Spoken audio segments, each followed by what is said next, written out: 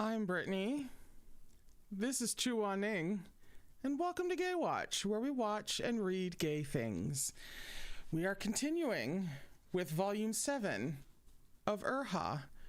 We are also currently taking entries for giving away the first book in the Captive Prince trilogy that I once again forgot to bring over with me to have as a lovely visual aid. You can comment down below, not in the chat, in an actual comment that you would like to be entered into that sweepstakes. And here in the next few streams is when I will be essentially drawing the name from a hat and announcing a winner. American and Canadian contestants only, please, because dear God, international shipping.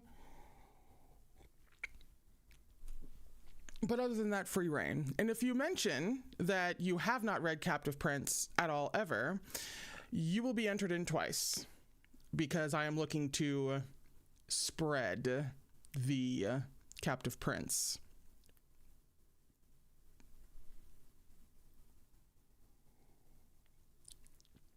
We're a little nervous today. We're a little nervous. I swung by my good friend's Mike's house and picked up some lemonade, and that is what I currently have. I think I'm towards finishing my first bottle. He bottles his lemonade. He's very industrious in that way. So that's the vibe going into this stream. We read for a couple of hours. We usually get through about 40 to 50 pages. We are currently on page 51 for chapter 214, which is called Spiritual Core Shatters.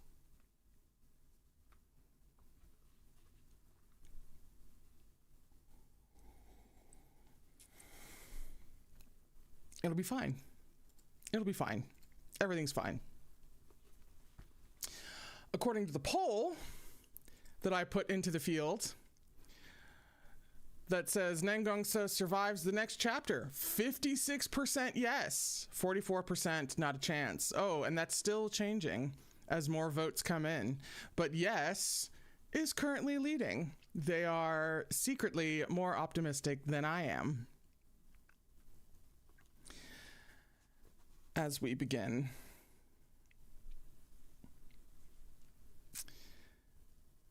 Mo-Run clenched his fists, heart pounding like a drum, temples throbbing. A preposterous thought thundered through his mind. Chongying would kill Nangong Su at any moment. Was he really going to stand here and watch? Could he do it with a clear conscience? An agonizing war raged within him, but no one noticed aught amiss. Nangong Su's precarious position drew everyone's gazes like soft sand absorbing water. Any moment now, that sharp blade would draw blood. The forest rustled around him. Mo-Run gripped a hidden arrow in his sleeve, running his fingertip over its point. He wanted to do it, yet the thought made his fears multiply like weeds. All of a sudden, Chongying stiffened and shuddered. The abrupt movement drew everyone's attention. "What's going on?" Shui Jingyong cried out in alarm. Chongying couldn't see exactly where Nangong Su was standing, so his sword's aim was slightly askew. Nangong Su didn't make a sound. If he let out so much as a sigh, if any move shifted the wind in the slightest, Chongying would notice. Nangong Su stared at his ancestor, his face bloodless yet stubborn as ever. He pressed his lips together, dried blood cracking at the corners of his mouth. "You are Nangong Su." Everyone standing near the front of the crowd, Shui Jingyong included, shivered at these words. Chongying was conscious? To what degree?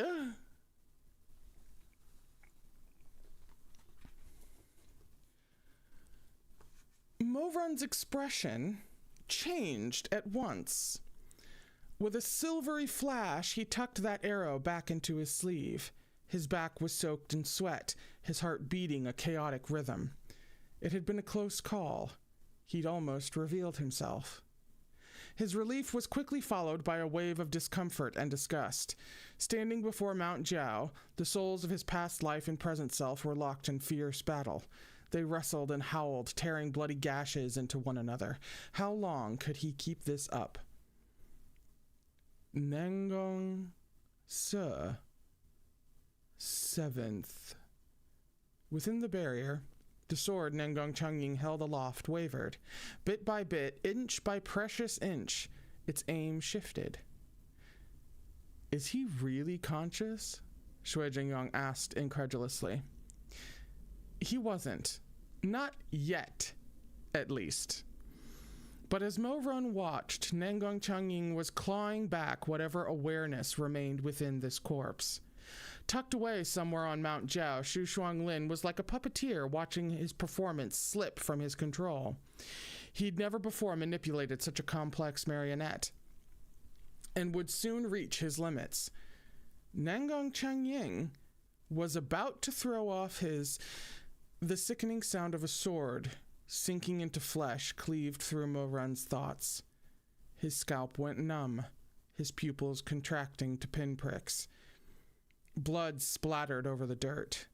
After a terrible moment of silence, a mangled cry pierced the air like a chill blade. "Ah, sir! Monsieur! Yo Wangshi!" From left and right, the crowd rushed forward to restrain Yo Wangshi. Her eyes were scarlet with anguish. The others feared what she might do out of desperation, but upon second thought, what could she do? She wasn't born of the Nangong clan. No matter how crucial she was to the family, to Mount Jiao, she was an outsider. She couldn't get in. Nangong Chongying's sword had mercilessly punctured Nangong Su's shoulder. Had he his sight, the wind would right now be blowing through a gaping hole in Nangong Su's chest. Nangong Su went rigid, his lips parted as if to speak. Nangong Chongying pulled out his sword with a spray of scarlet, and Nangong Su fell to the ground. All that came out was a great mouthful of blood. He tried and failed several times to pull himself upright before crumpling in the dirt. Who knew what Shu Shuanglin had done? Perhaps he tapped into the energy of his spiritual core, or simply bent all his focus to bringing Nangong Chongying under control. Moments from recovering awareness, the corpse transformed again into a murderous puppet. He hefted his sword, rivulets of blood running down the grooved blade and dripping to the ground. Beneath the light of the moon, they spread into a patch of murky darkness. Nangong Su pressed himself up again, to no avail. He could only obstinately lift his head to face his assailant. Mo Run's lashes trembled, his eyes fluttering shut. What did Nangong Su have to show everyone this face of his? Why did Nangong Su have to show everyone this face of his? Those proud, high-spirited, and handsome features were a mess of blood and dirt, barely recognizable. He looked wretched. Anyone with a conscience would feel grief seeing him. But there was no grief in Nangong Su's eyes. They held only fire and light. Before Nangong Chongying could strike again, a snow-white streak flew toward him. Howling, now Baijin recklessly charged at Nangong Chongying. Sir. Yo Wangshi was on the verge of breaking down, but Nangong Su didn't look at her. He fixed his gaze on Jiang Shi, bloody lips opening and closing. He couldn't speak loud enough, but Jiang Shi watched him form the words and understood. Hands behind his back, he trained unblinking brown eyes on Nangong Su's lips. When Nangong Su finished, there was a pause. Yes, Jiang Shi eventually answered. I understand.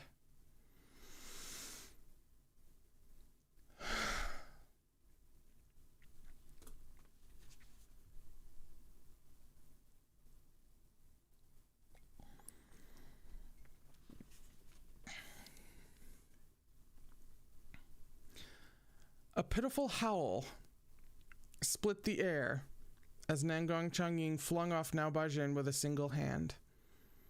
The dull thump of the Fey Wolf hitting the ground was much louder than the sound his master had made. His pure white bulk crashed through a grove of trees, flattening their branches to the ground. His spiritual energy couldn't withstand such an injury. The enormous Fey-wolf disappeared in a puff of white smoke, and a fluffy pup scampered out on unsteady legs. Scarcely as tall as a man's hand, he clamped his sharp teeth down on Nangong Chongying's hem with all his might, still fighting in his juvenile form. Nangong Su turned his head. "Leave," he hacked out. "Leave now." Now Baijin would do no such thing, but the strength of his tiny jaws was nothing against Nangong Chongying. He didn't bother swatting the pup away. A twitch of his fingers set the ground shuddering. The corpses Nangong Su had previously bound were shoved up from the earth by Mount Jiao's vines. This power was sufficient to uproot a mountain, to lay the hand, to let,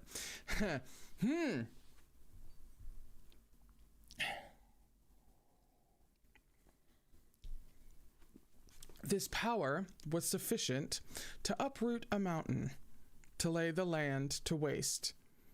Nangong Su's eyes blazed with furious light. He pressed a palm to the ground, and a terrible pain shot through his chest as his spiritual core fractured.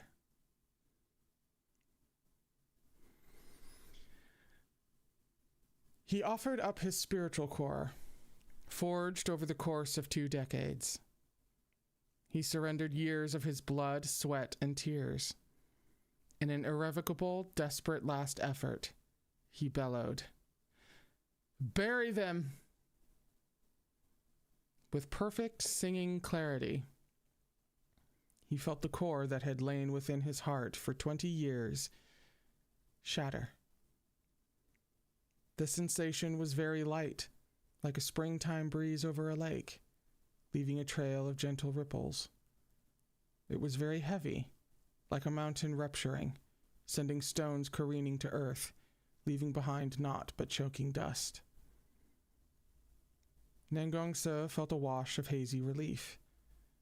So this was what it felt like to shatter one's spiritual core. It was painful, but not unbearably so. Then, it hadn't been such a cruel end when his mother died. It had lasted only an instant. The evil dragon's soul shuddered with the power of his sacrifice. Those blood vines that had loosened coiled tightly around the corpses again. Nangong Chongying jerked his chin up with a low hum of surprise. He strode over to Nangong Su and stopped. Nangong Su couldn't get to his feet, much less walk away. Without his spiritual core, he was no different from any commoner. He couldn't even summon his sword.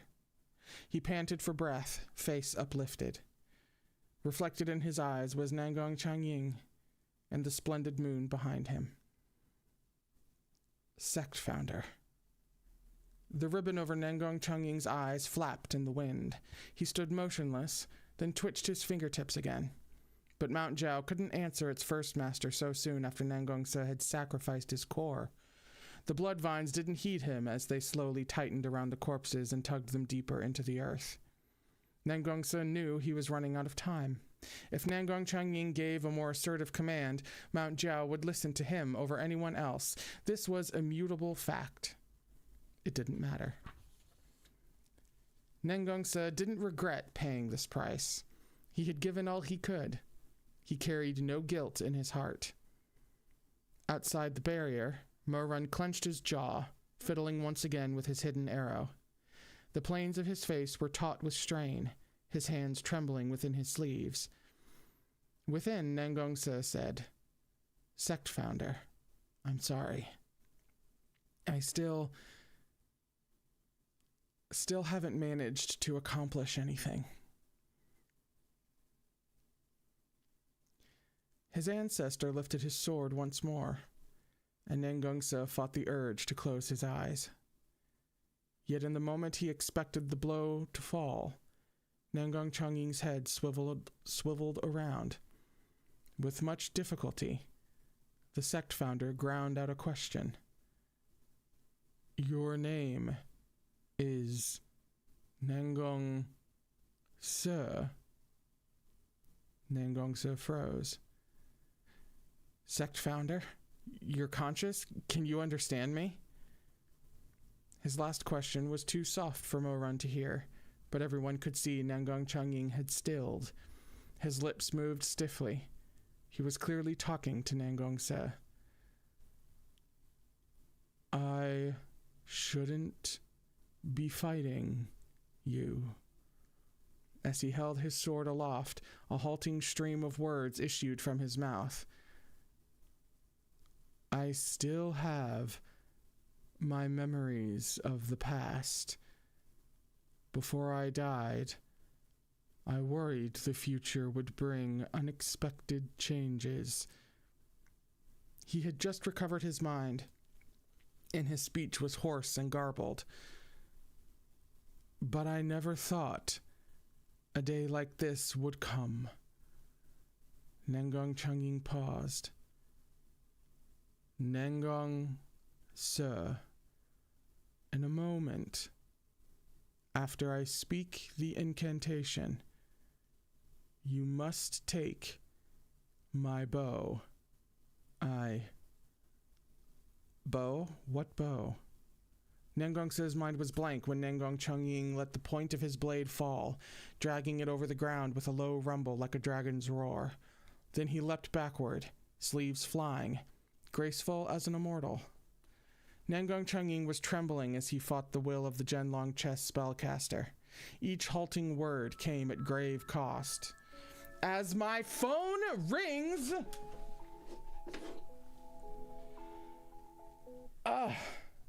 Oh, dear God, dear God, dear God. Okay. Where in the unbelievable hell... Watch, he's probably going to call me again.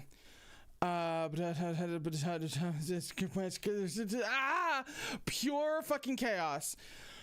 It's just the last page of the chapter, man. Each halting word came at grave cost. Chongying, come. A melodious cry answered from the heart of the mountain. Before Nangong Su's eyes, the ground split with a deafening crack. Within the shower of sand, a deep blue bow emitted a long, keening noise, its glow relieving the boundless dark of night. Jaws dropped open across the crowd. Even Chu Wanning, for all his solemnity, paled at the sight. This was the holy weapon legend said had been buried with Rufeng Sect's founder, Chongying. Quick, take it, Nangong Chongying rasped. His hands shook violently. Threads of invisible spider silk seemed to tug him toward his holy weapon, yet he did all in his power to resist. Chongying's arrows can incinerate any body of flesh and blood. Burn it. On some level, Nangong Su already understood what Nangong Chongying was asking, but the idea was too shocking. He croaked in disbelief. Burn what? Me, Nangong Chongying roared. But, sect founder, don't allow my body to be used for what I most abhorred in life.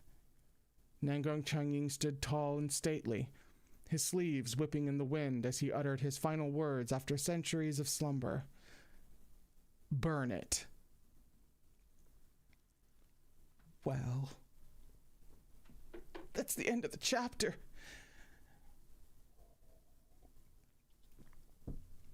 MVP claimed early in this stream. We're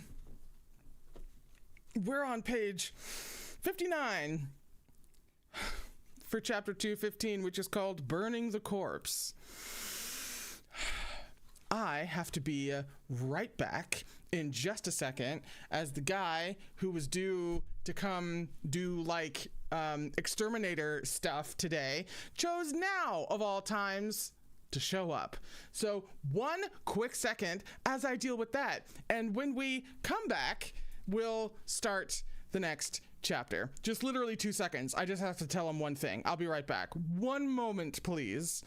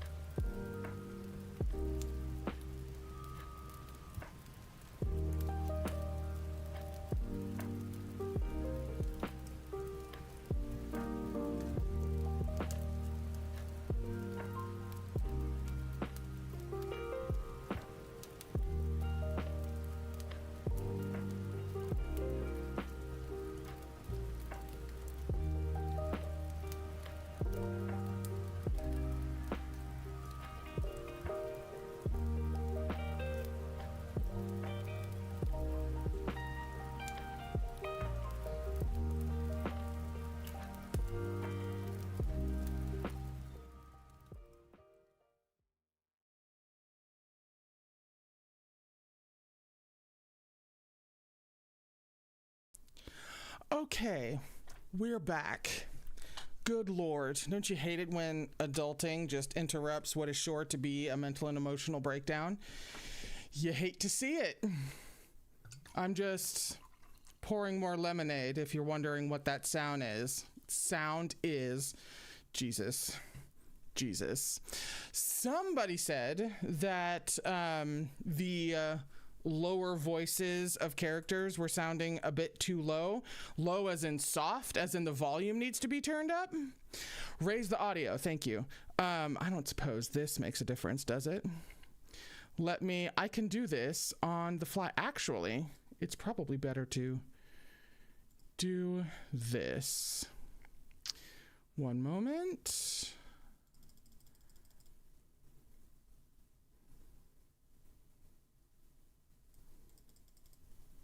How is this? Is this too loud? Is this not loud enough? How are we doing? Better? Seems like it. Yeah? Better? Perfect? Lovely. It actually makes sense with the way that I tweaked audio the other day, that I would have to do this. Did I think of that until just this moment? Absolutely not. Me versus Audio is its own 11-book series. All right. We are on page 59 for chapter 215, which is called, delightfully, Burning the Corpse.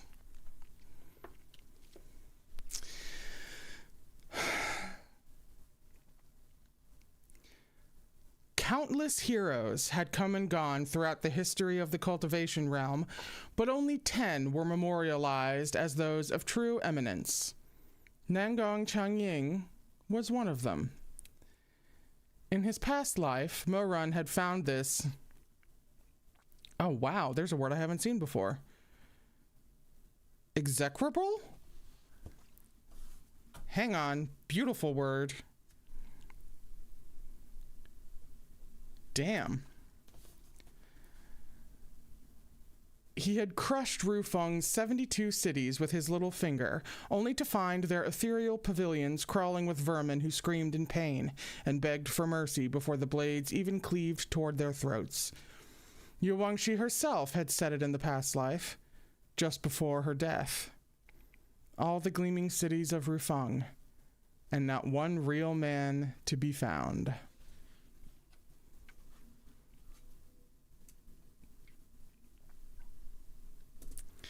Back then, Mo-Run had considered Rufeng's sect no more than a handful of loose sand, and Nangong Chongying merely the man who had gathered it up. Damn! What was so special about him? In a single bloody instant, Mo-Run had razed Rufeng's centuries-old towers to the ground. Their steps and courtyards were strewn with corpses, innards picked by crows. Tianjun had made his way up the steps, face devoid of emotion, and pushed open the door to the Hall of Sages. Black cloak trailing behind him, he stalked down the corridor lined with portraits of Rufeng sect leaders and elders throughout the ages and came to a stop at the end of the hall. There, he looked up. His expression was unreadable beneath the hood of his cloak.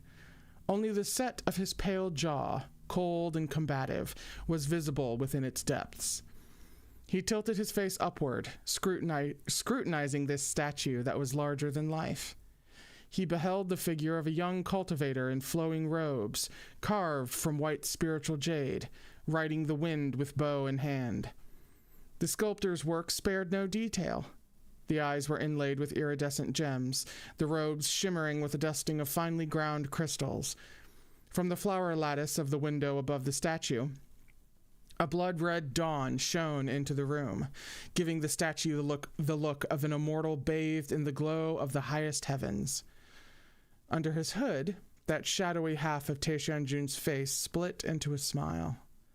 White teeth flashed, and his dimples creased sweetly as he straightened his robes and brought his hands together in greeting.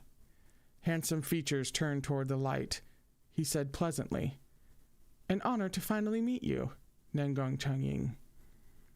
The statue, of course, didn't answer, but those glimmering crystal eyes seemed to fix upon its visitor. Tianjun was deeply bored. He didn't mind carrying on this one-sided conversation. My name is Liu. So glad I got the chance to visit you today. You're pretty impressive, Nangong Chongying. He prattled on cheerfully, a living man spouting deranged nonsense at a stone statue. I saw your great, he counted on his fingers, then sighed. Too many to count.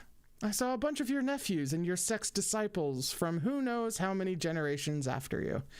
He laughed brightly. But they've all become ghosts beneath my sword. Shenjiang, if you haven't yet reincarnated, you might see them too. It's too bad, though. I didn't see your great-grandson. He fled like a coward before I captured the cities. I don't know if he's dead or alive. Sorry. He chattered with the statue a while longer before saying, Oh yeah, I heard you used to be a great hero back in your day, Nangong Shenjiang. People would pledge their undying loyalty to you wherever you went. Some of your fans even called you their emperor. He grinned. Were you as mighty as I am? Honestly, everything I said earlier was just rubbish. I only came to ask you one question. Nangong Shenjiang, why didn't you take the throne back then? He paused, then took a few more paces forward, his gaze falling on a plaque behind the statue. It was too large to miss, but he had deliberately averted his eyes until now. Nangong Chongying had carved this plaque with his sword at the age of 96. It had originally been simple and unadorned stone, but his heirs had later traced the characters in an eye-catching gold. Mo-Run stared at it for some time. Oh, I get it, he said with a smile. As a gentleman of Rufeng sect, I mustn't indulge in greed, resentment, deception, slaughter, obscenity, plunder, or conquest. Shenjiang, how very noble of you. He clasped his hands behind his back. All your life, your reputation was without a single blemish, and you earnestly spread your teachings until your death. But I'm curious, did you ever imagine Rufeng sect would end up like this? Mo-Run pressed his lips together, searching for the right words. Finally, he clapped with glee. Like a bunch of filthy rats. He burst out laughing with unbridled delight, pure, yet sinister. The sound reverberated in the solemn hall of sages like the sound of ripping silk, as if it would shred each of those gently swaying portraits, tearing up the faces of those bygone Rufeng heroes. His laughter abruptly stopped. Standing in front of Nangong Chongying's ice-cold statue, Mo-Run's smile disappeared, his features frosting over. His black eyes stared unswervingly at this eminent sage of yesteryear, this man who, like Mo-Run himself, had held the world in the palm of his hand, who'd had the power to tread every cultivator underfoot. Time seemed to fold over itself. Within its turbulent passage, the preeminent cultivators of two eras faced one another. Nangong Chongying, Mo-Run murmured at last. Your Rufeng sect is a putrid swamp. There's no way you could be any cleaner. With a snap of his sleeves, he spun on his heel and stalked out of the Hall of Sages. A wild wind rose around him, blowing the hood of his cloak back and revealing Emperor Taishanjun's eyes, full of madness. His looks were second to none. He was exceedingly handsome by any measure, but those pleasing features were etched with a barbaric cruelty, vulture-like in their viciousness. His dark cloak billowed like ink spilling down the steps behind him. He was a vengeful ghost in the mortal realm, a hellish spirit prowling the earth. I wonder if, outside of just having an extremely handsome main character, just because, you know, of course, outside of that, I wonder if she put any thought or purpose into the kind of parallel of Mo-Run being naturally handsome and naturally beautiful, but those natural features are twisted by his madness into these awful expressions. I wonder if she is deliberately using that as a parallel to what could be, and in certain ways definitely is, going on with him as a character. He is naturally good. He is naturally handsome.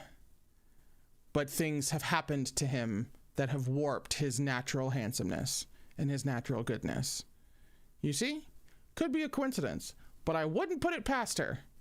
You know? She's methodical, she is.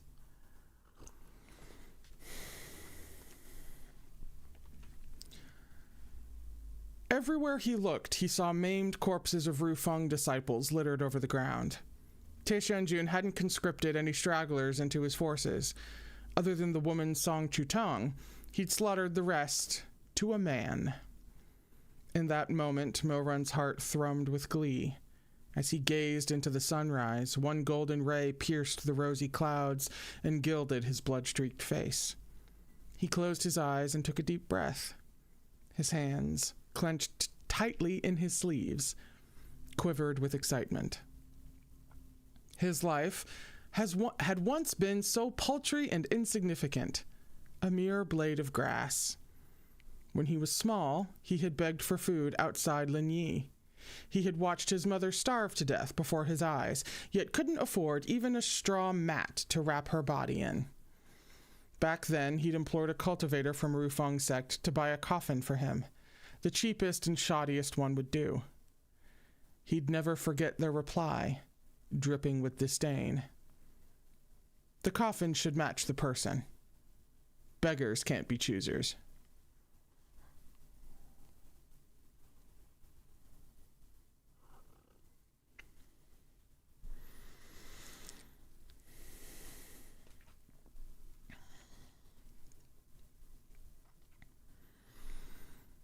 What was the child to do? He had intended to bury his mother in Linyi, but the city's regulations were strict. The nearest mass burial ground was outside Dai City. He would need to cross 2 hills to reach it. He dragged his mother's body the whole way. He had received stares of disgust, scorn, astonishment, and pity. But no one offered their help.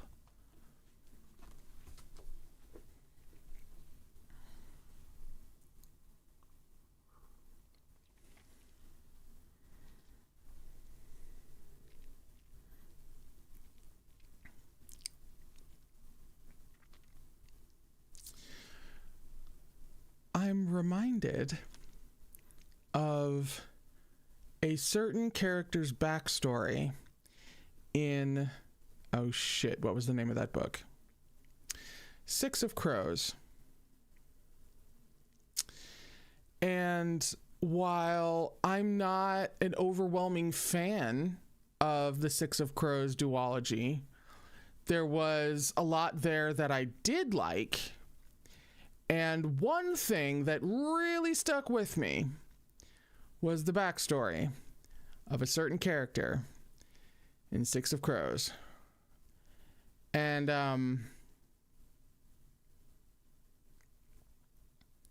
I thought it couldn't get any worse. And yet, here I am. And for a variety of reasons, I'm going to have to call it like I see it and say that this is worse. Nobody offered to help. We already understand how Taishanjun became Taishanjun ultimately, fundamentally, and then she's just going to keep revealing things to us that hammer it home as to why and what exactly created the monster.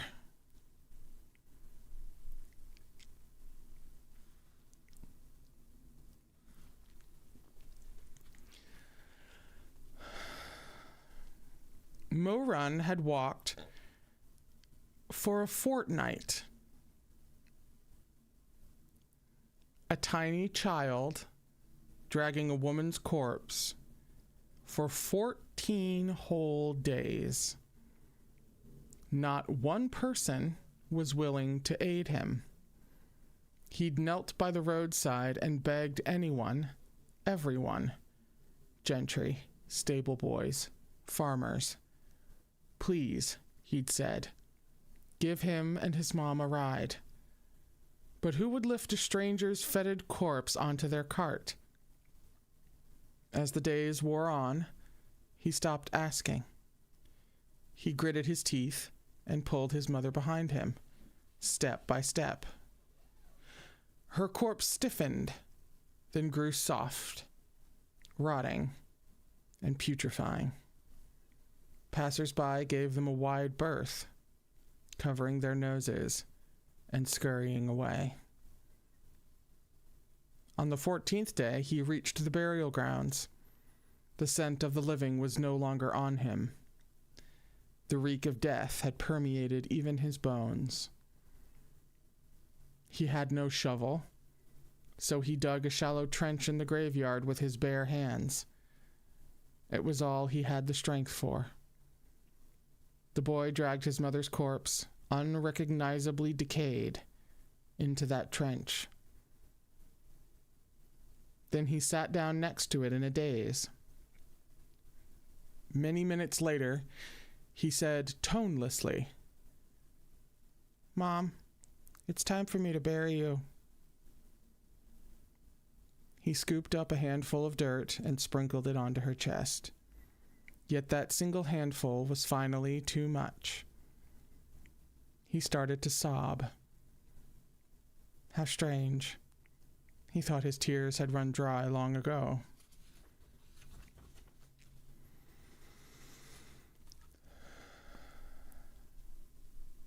No. Once I bury you, I won't be able to see you anymore, he wailed, clambering into the trench, throwing himself onto that festering corpse. Kind of like how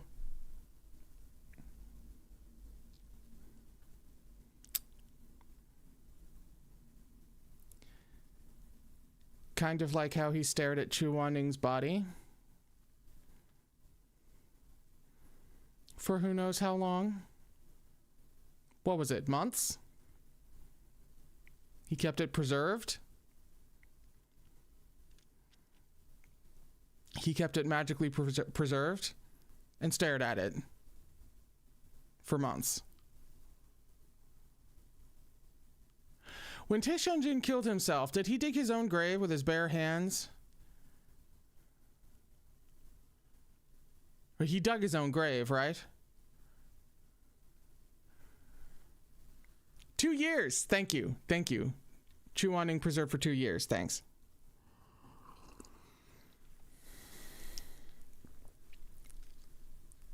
Okay. Just 1 second. Very important business with my good friend Mike.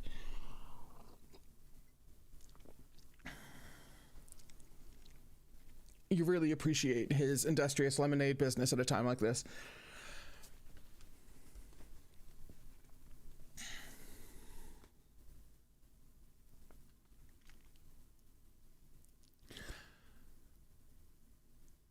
When he finally managed to calm down, he busied himself with the dirt again, but some mysterious lacrimal scent. Translators teaching me words. Seemed to rise from this earth. He dissolved into tears once more. Why did you end up like this? I couldn't even get a straw mat. Why? Mama.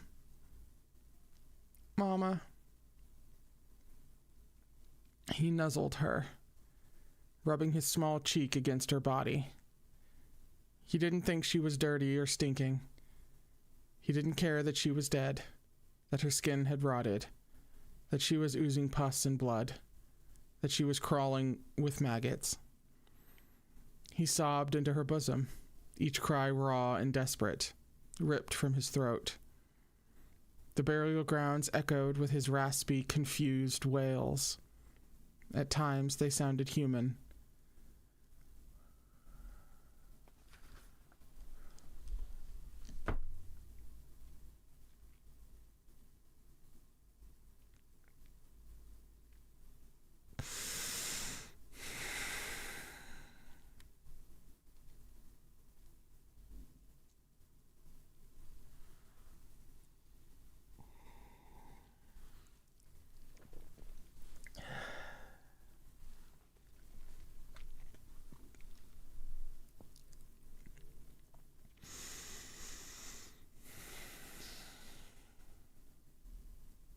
At others, they sounded like the howls of an orphaned pup.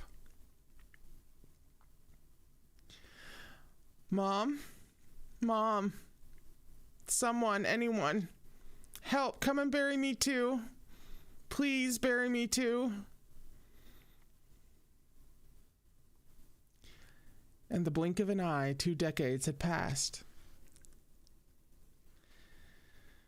Mo Run returned to Lin Yi. He stood atop Rufeng Sek's most exquisite edifices. He stood before a mountain of corpses and a sea of blood. That tiny pup, reeking of death, was sleek and grown, bearing a mouthful of fangs. When he opened his eyes again, they flashed with a manic light. As he stood here today, who would dare tell him beggars can't be choosers? How absurd. He could choose. He could have whatever he wanted. He would make all of them, all the inhabitants of the mortal realm, kneel before him. They would knock their heads against the ground and present to him any trifle he demanded. He would tread every cultivator underfoot and rule all under the sun. He had entered the Hall of Sages and looked upon Nangong Chongying. He was more certain than ever of his desires and ambitions. Yes, he would grind them into the dirt. He would rule from on high. He would hold this world in the palm of his hand. He would have all on earth in his grasp. Never again would he be that child sobbing over a corpse.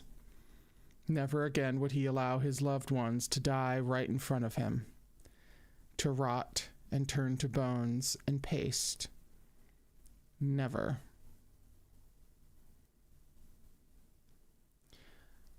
100 years from now, he would be a god like Nangong Chongying. The people would worship him, lifting their faces skyward as if looking out at a towering mountain. His form, too, would be carved of white jade, his words etched in gold. No, he'd be more than Nangong Chongying. Better. His Xisheng Peak would outshine Rufeng Sect, and he, the first ruler of the cultivation world, would garner far more praise and adulation than this weak-minded hypocrite Nangong Chongying. He'd never believe Nangong Chongying had no crimes to his name. How could the freak who had founded Rufeng Sect, of all things, possibly be a righteous, faultless gentleman? And his maxim: as a gentleman of Rufeng Sect, I mustn't indulge in greed, resentment, deception, slaughter, obscenity, plunder, or conquest. What was so great about that? Anyone could learn to speak pretty words. Before his death, surely he, Mo Wei-yu, could find someone to spit out some ingenious sayings worthy of the same breathless commendation. Some bootlicker to pen the scrolls of history to his liking, to expunge all the darkness from his past. After that, Emperor Taishan-jun would also be a brilliant ruler who held the welfare of the common people close to his heart, who took ultimate control in a single breathtaking move. Wonderful. He couldn't think of a more fitting conclusion. It's a scene break.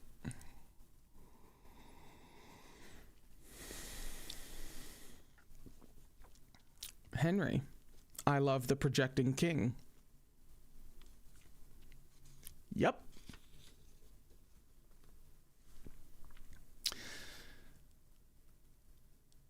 As a gentleman of Rufeng Sect, I mustn't indulge in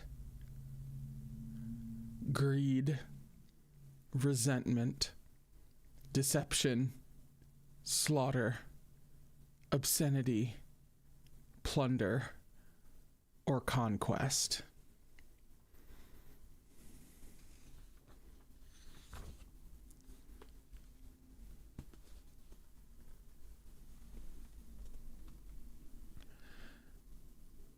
The murmured words cut through the air like a thunderclap, yanking Mo Run from his memories. But this reality, too, was a mess of sparking flames. Looking past the barrier, Mo Run saw Nangong Chongying, his chest pierced with an arrow Nangong Su had shot from the holy weapon Chuanyun. His face was identical to that old jade statue's. Nangong Su's been hurt so badly, someone exclaimed. How did he manage to draw the bow? Was Chongying prepared ahead of time? Look, there's spiritual energy in the bow. It's not Nangong Su, it's... What it was, they never said, but everyone knew. It was Nangong Chongying's spiritual energy. Only he could master the legendary bow Chongying. Its arrow was imbued with the last thread of spiritual energy Nangong Chongying had left on this earth. In an instant, flames blazed across Nangong Chongying's chest. The inferno spread from where the arrow had landed next to his heart and rapidly swallowed his entire body. But a corpse felt no pain. Within those flames, his figure stood tall and proud, and his face was calm and composed, even peaceful. Shui Jingyong muttered beside Mo Run. He predicted this? He knew something like this would happen one day. No, he couldn't possibly have known. It was a coincidence, nothing more. Mo Run trembled, pupils shrunk to pinpricks. It had to be a coincidence. But could he really convince himself of this? Nangong Chongying had thrown off the control of Zhenlong chess. He had severed his own meridians. He had ordered Chongying not to be buried with him, and there was the matter of the arrow imbued with his spiritual energy. All these painstaking details. This was not the work of blind chance. Art.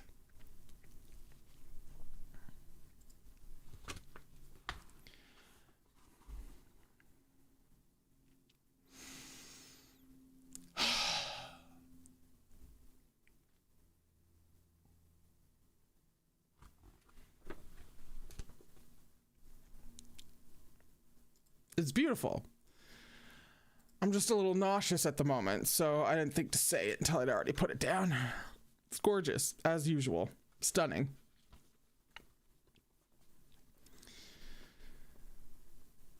Mo Run took a few stumbling steps backward. He had thought they were the same. Of course he did.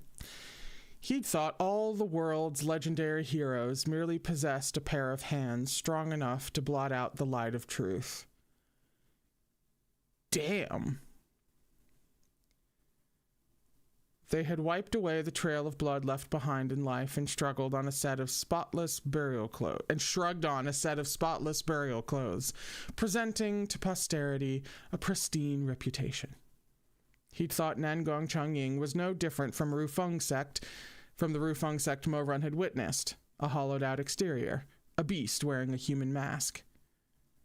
Had he gotten it wrong? Mo Run looked at Nangong Chongying, consumed by the licking flames. Centuries ago, this cultivator had been like him, possessed of astonishing spiritual energy and fathomless talent. Had he gotten it wrong? One's crimes were impossible to cover completely. No matter how grandiose the historical accounts, some blemishes would prove impossible to wipe clean, some gaps too deep to fill. Nangong Chongying's legacy was one of great benevolence. He was known for neither seizing power nor ascending to immortality when both were within his reach. Mo Run had assumed this tale was a fiction, invented by a man at the height of his power. Had he gotten it wrong? The truth could never stay buried. Just as a long winter snow would eventually melt, endless expanses of white receding to expose the craggy landscape beneath, the truth would emerge, laying bare the filthy dirt of past misdeeds and exposing their perpetrators, hissing and screeching, to the naked light of day. Had he gotten it wrong? Mo Run slowly shook his head, staring at Nangong Chongying, who now looked straight ahead. His eyes were hidden behind that dragon-embroidered ribbon. No one could see what emotions lay within, least of all Mo Run. He couldn't be sure. But to him, Nangong Chongying looked as if he was smiling. his eyes creased with laughter beneath the ribbon. Those traces of mirth were undaunted by the flames, impossible to extinguish. He stood steadily in the center of that inferno, surrounded by blazing light. Even a man like him wished for a moment of self-indulgence, to leave his broken body to rest among the green mountains and blue cypresses, among the heroes who came after him.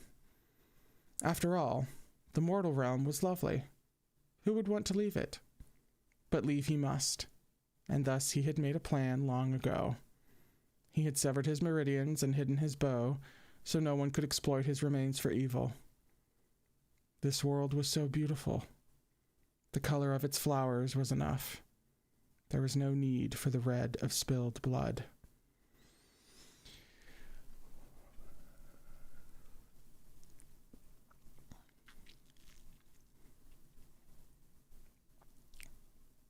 The dislike of this woman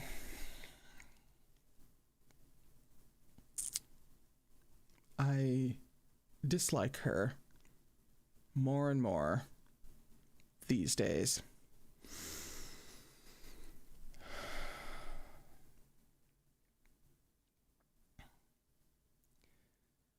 Sect founder Nangong Su knelt on the ground, gripping the legendary bow Chongying. The firelight illuminated his youthful face and shone in the tear tracks upon it. This descendant is unworthy. By now, Chongying's flames had reached the black Zhenlong chess piece within Nangong Chongying. Hardly anything of him remained.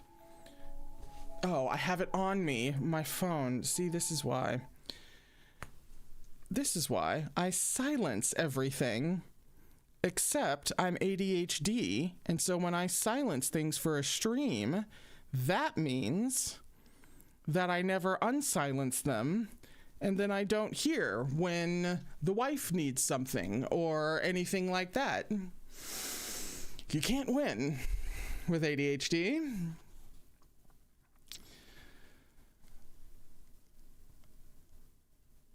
By now, Chongying's flames had reached the black Zhenlong chess piece within Nangong Chongying. Hardly anything of him remained.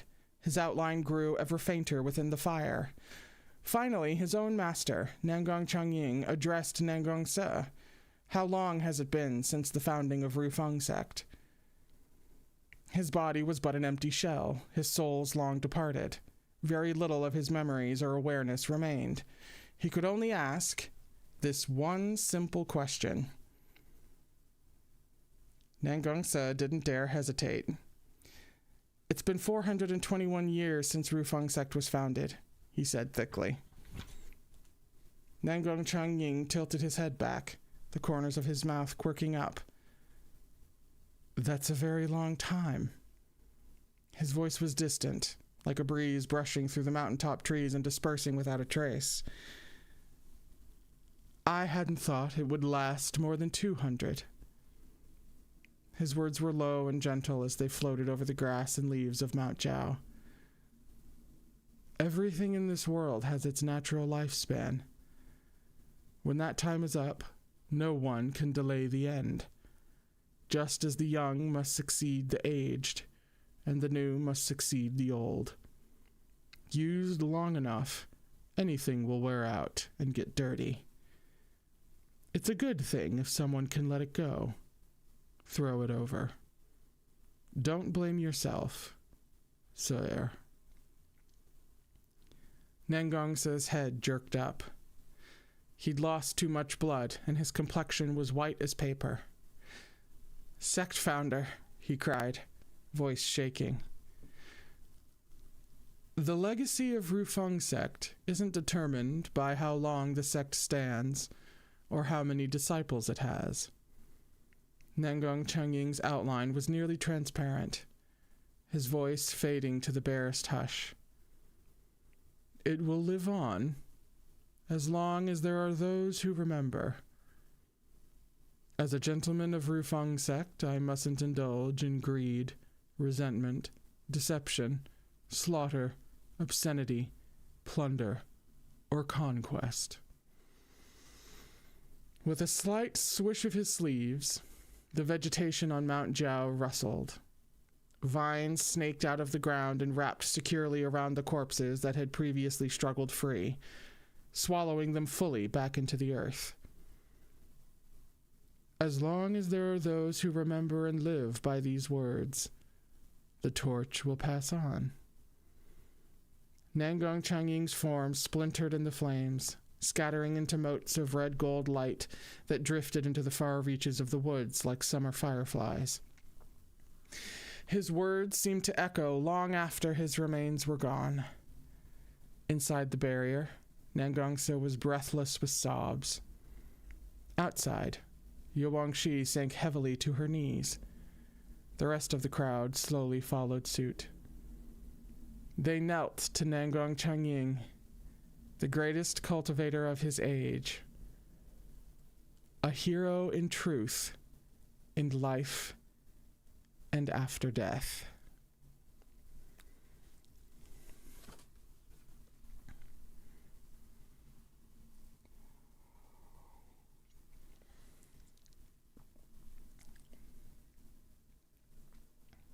It's the end of the chapter. And I think he really did just pass the torch there.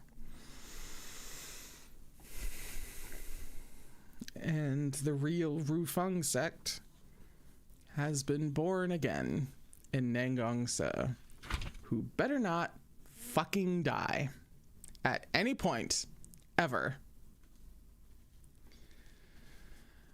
We're on page 73 for chapter 216.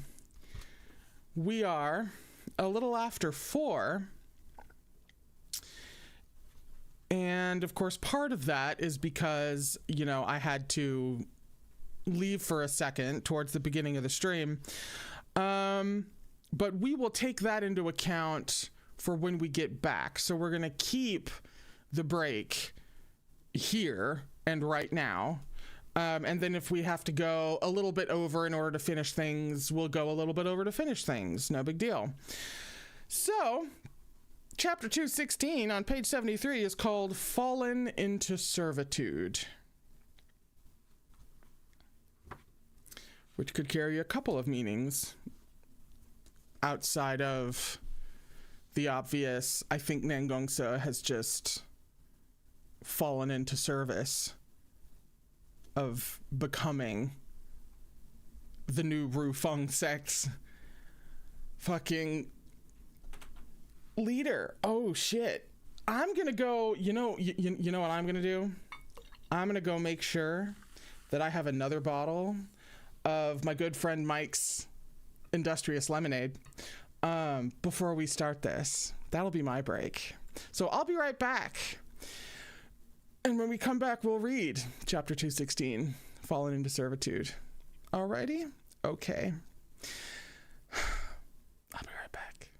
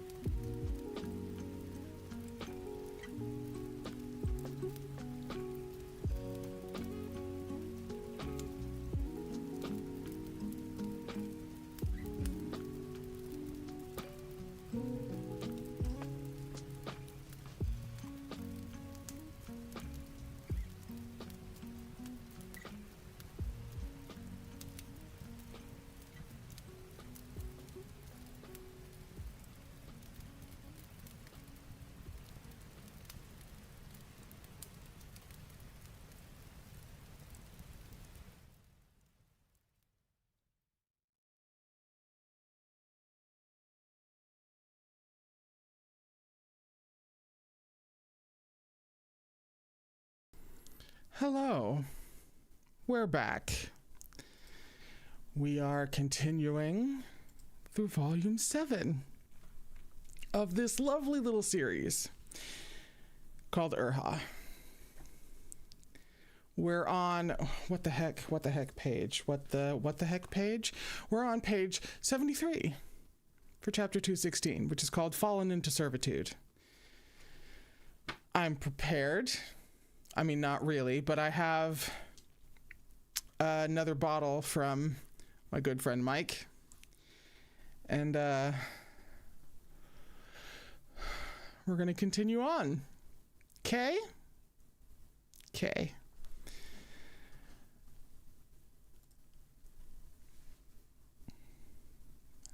A silence fell over the vastness of Mount Jiao. The blood vines retracted, and the corpses controlled by Zhenlong chess pieces sank back into the earth. The final command Nangong Chongying had given to the spirit of the mountain was to die away. Even his descendants were powerless to oppose this order. Beneath the bright moon and lapped by the crisp breeze, everything was in disorder.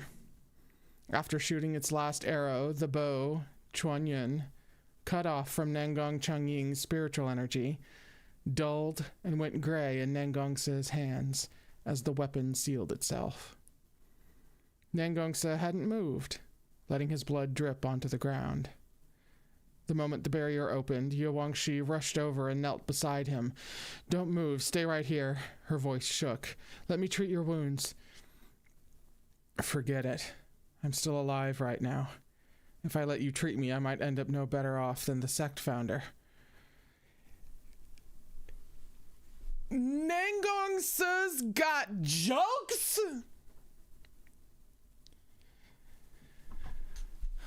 I'm done with this fool. Maybe he should have gotten stabbed. Jesus.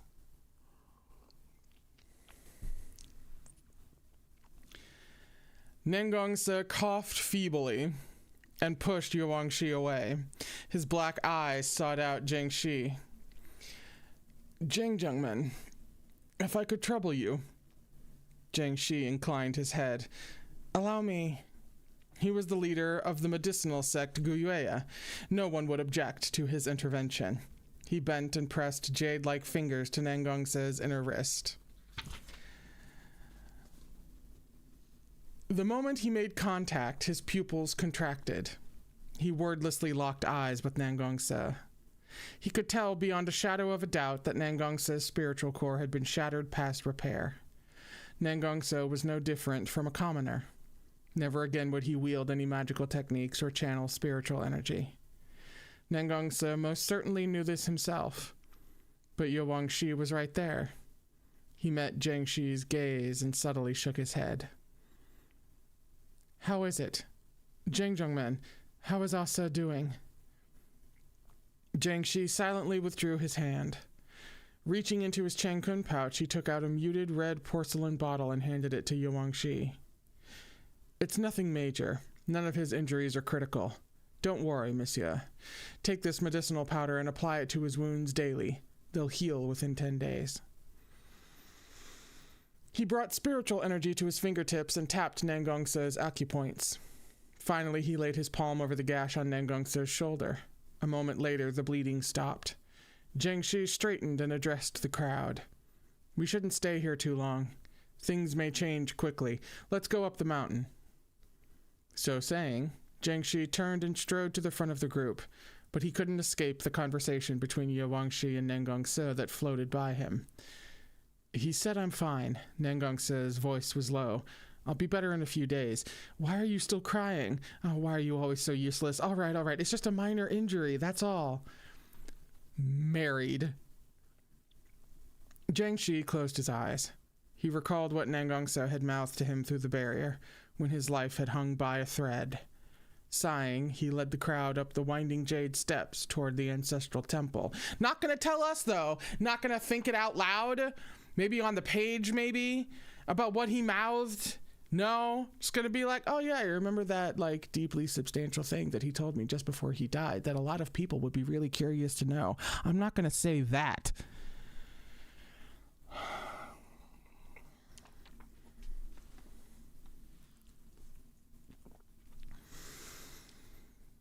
There were 3 more checkpoints between their position and the summit that required the blood of a Nangong descendant for passage. In his current condition, Nangong Su no longer needed to slice his finger open. Covered as he was in wounds, he dispersed the barriers with a single touch. The group met with no more obstacles as they continued their climb. At last, Nangong Su smudged a drop of blood onto the eye of a white jade dragon statue. The final massive stone gate sank slowly into the ground, and the grand temple at the top of Mount Jiao revealed itself to the crowd. The holy temple that rose before them had a breathtaking ethereality. Passing through the gate, they stood at the edge of a dense forest surrounding its walls. Over the lush flora and sparkling waters, they could see a flight of stairs extending heavenward. Fully 9,999 steps. It's the last thing we fucking need is more steps in this goddamn...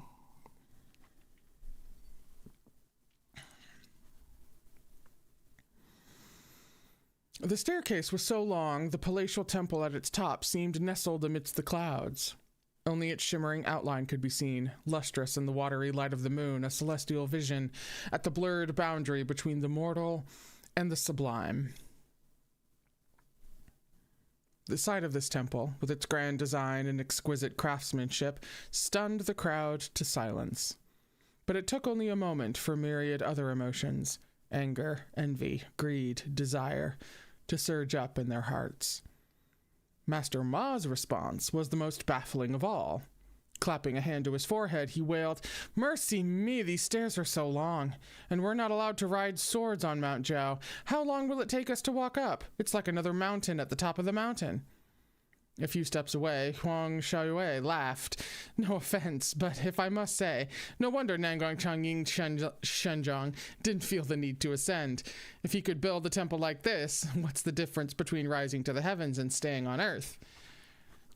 The 2 most useless characters have weighed in.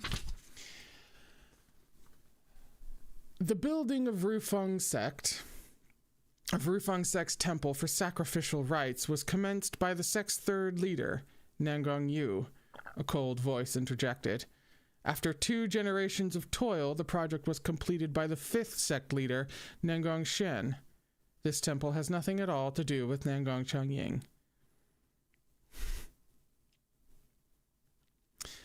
Indeed, what I just read should have been pitched differently. Flabbergasted, Huang Xiaoyue turned and was met with Chu Wanning's frosty features. Mo Run could tell at a glance he had reached the limits of his patience.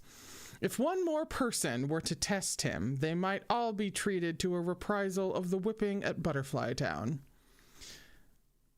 "Like Huang Daozhong, I mean no offense," Chu Wanning said icily. "But let me offer a word of advice. If you haven't done your reading, it's best to watch what you say."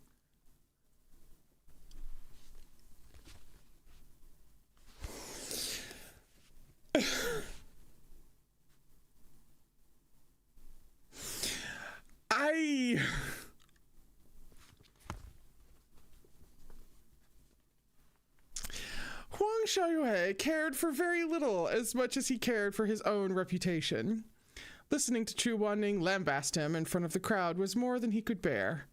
He made to shoot back a stammering reply when Zhang Shi cut in, "Huang Xiaoyue, you forget yourself." Zhang Shi's standing and authority were unimpeachable. Huang Xiaoyue turned a crusty shade of gray and choked out a dry laugh, feigning indifference. "Zhang Chengmen, don't take it so seriously. I already said I meant no offense." "Am I supposed to excuse your offensiveness because you say you meant none?" Zhang Shi rolled his eyes and shot Huang Xiaoyue a sidelong glare, unwilling to look at him straight on. "And am I supposed to tolerate your stupidity just because you're senile?" Oh, shit! Oh!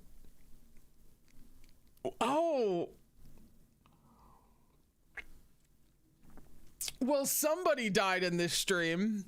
I have witnessed a murder.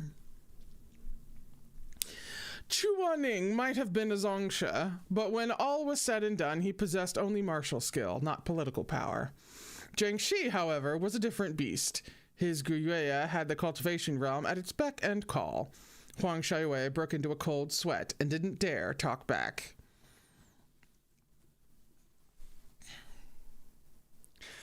With a cool sweep of his sleeves, Jiangxi strode into the forest, the rest of the sect leaders at his heels. Of those who glanced at Huang Shaiyue as they passed, some were disdainful and some sympathetic. Others ignored him completely. The abbot of Wubei Temple sighed out in Amitabha. If the circumstances weren't so dire, Mo Run would have burst out laughing. A few steps into the woods, Nangong Su hummed in surprise. "What is it?" asked Jiangxi.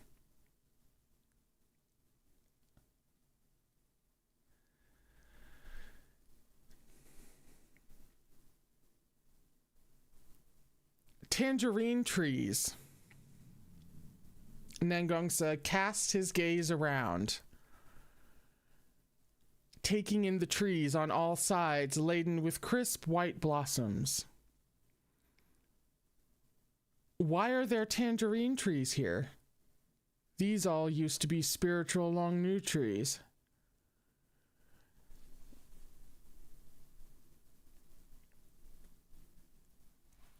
The way she's made us all terrified of a fruit.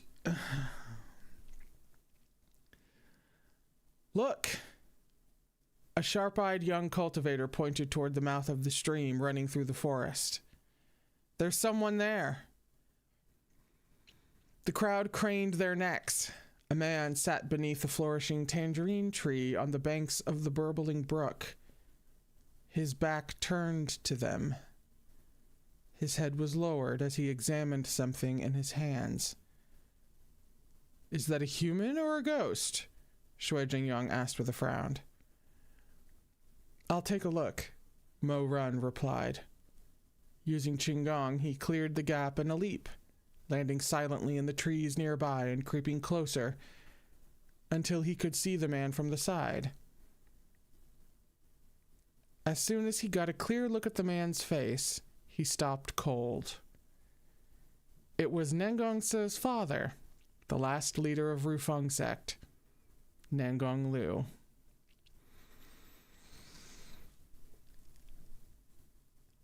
How could this be? Last anyone knew, Shu Shuanglin had fed Nangong Liu a ling chi fruit. He ought to have been subjected to 365 days of torture before suffering a miserable death. What was he doing here, beside a mountain stream, apparently hale and hearty, in good spirits even? Washing a basket of tangerines?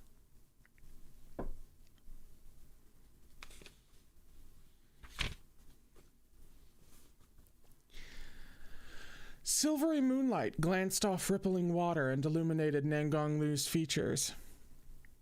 He had a faraway look as he drained water from the washed tangerines, which he placed in a basket, singing softly all the while. Best are the years you come of age, seeing the world's flowers astride a fast horse. His sleeves were rolled to the elbow, his arms unmarred as he reached into the clear stream. They bore no sign of the gory latticework the lychee fruit should have left behind.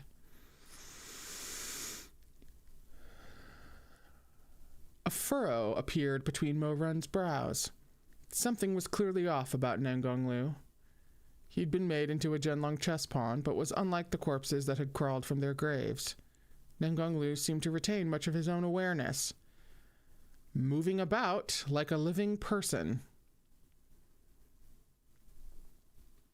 Well, there's another nail in the coffin of Shimei being controlled, being a chess piece theory.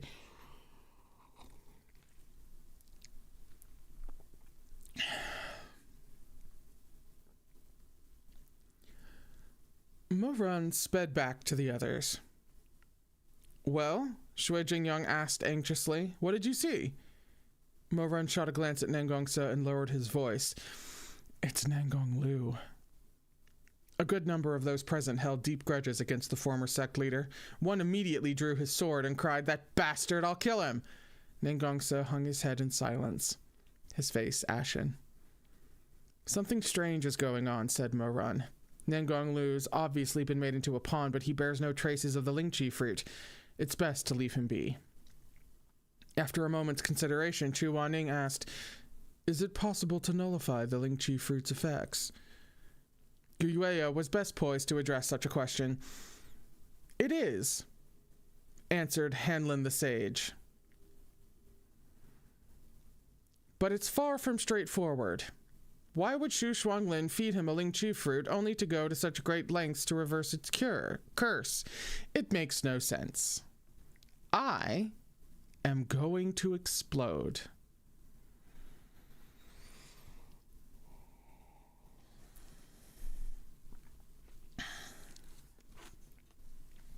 Regardless, Jiangxi added, if Nangong Liu is here, then Shu Shuanglin is likely in the ancestral temple.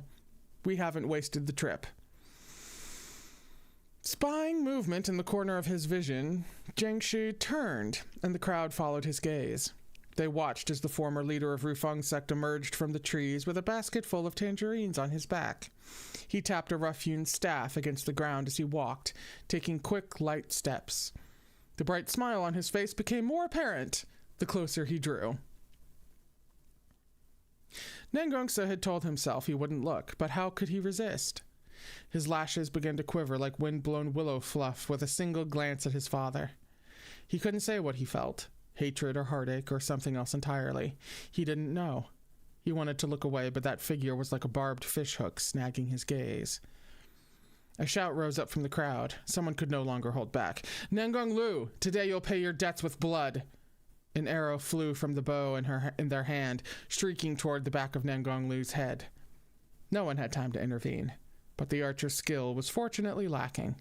The whistling arrow struck the basket Nangong Liu carried on his shoulders, embedding itself in several plump tangerines.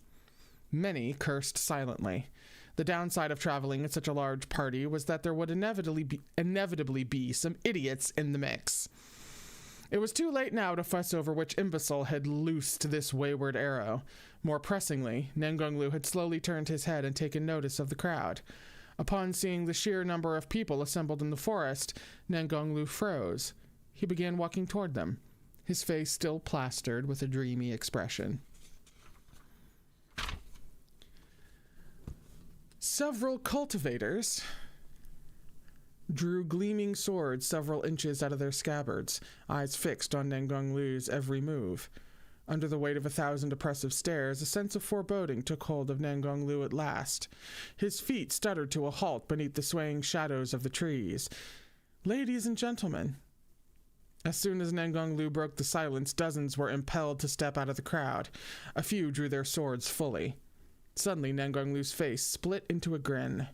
It was a familiar sight to the sect leaders at the front of the group, the same warm, simpering expression he had always shown outsiders. The Tashui Palace leaders started in astonishment. The sect leaders looked at one another, unsettled by this pawn's bizarre behavior. As they hesitated, Nangong Liu rolled down and smoothed out his sleeves. Then he fell to both knees and prostrated before the crowd of thousands, diligently pressing his forehead to the ground. Hiya, this servant Nangong Liu forgets his manners. Esteemed sirs and madams, you have come from afar. Welcome to our humble abode. Welcome.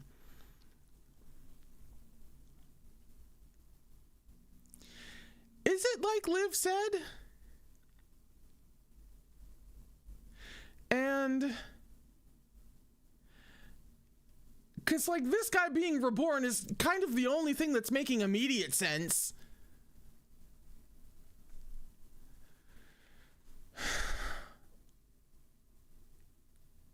Half the tangerines fell from his basket and rolled onto the ground around him. When he eventually raised his head and saw the spilled fruit, he shrugged the basket off his shoulders and gathered them up without a hint of embarrassment. Beneath countless confounded gazes, he filled the basket once more and rubbed his palms together, grinning. Honored guests, do you wish to see His Majesty? His Majesty? Goosebumps rose over Moran's skin. He had answered to Your Majesty for nearly a decade. Hearing it now, he reflexively thought Nangong Liu referred to him. She's pulling me in too many goddamn motherfucking directions. She's doing too much. She needs to calm down. She needs to calm down.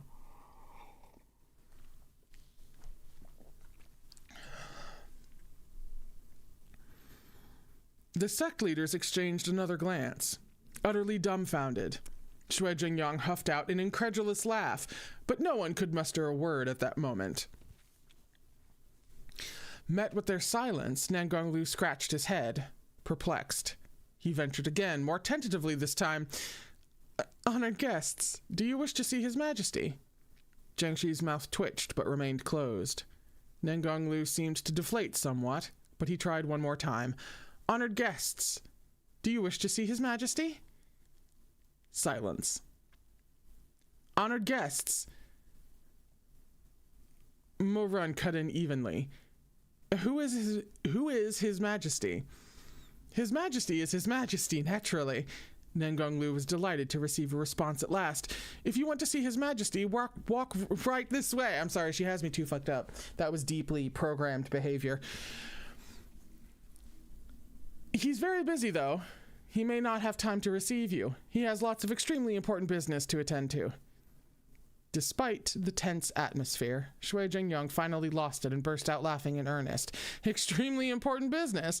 What kind of important business? Managing a mountain of corpses, playing chess against himself, puppeteering a bunch of marionettes? That's what you call extremely important business? Xu Shuanglin is quite the character. Mo Run's forehead creased with worry. So he's in the temple now, and even though he's very busy, we can try to see him? That's right, Nangong Liu said. Of course you can try to see him. If his door is closed, just wait in the city. He'll come out when he's done. Enough. I have to go up too. We're out of tangerines, so I have to bring more. Otherwise, His Majesty will be cross.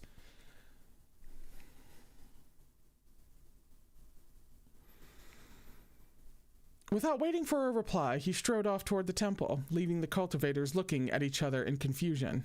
What should we do? Do we go up? Could it be a trap? But Mo Run had already flitted ahead on his own. His swift footwork quickly left Nangong Liu's fruit-laden figure and the rest of the crowd far behind. At last, panting for breath, he reached the temple gates.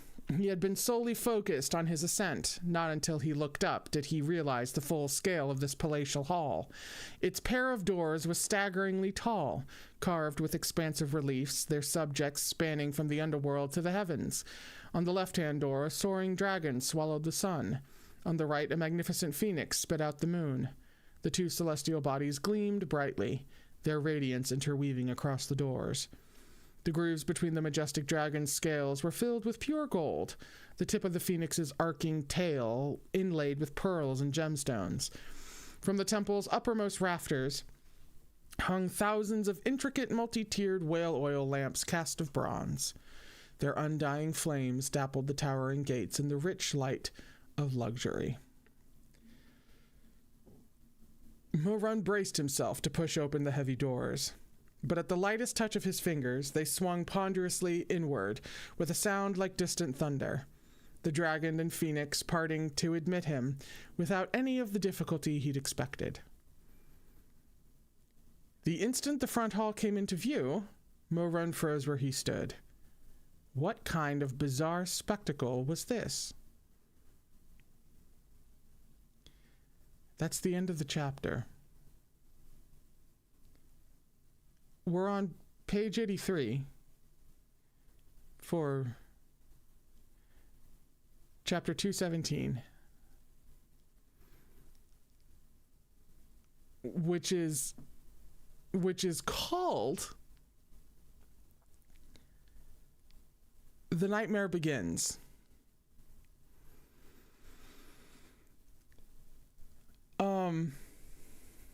We're indeed continuing, because this is the last chapter for the day. Hang on a second. We're just gonna... I don't have an empty mug yet. However, my good friend Mike has seen to it that I be properly prepared. So, just going to top that off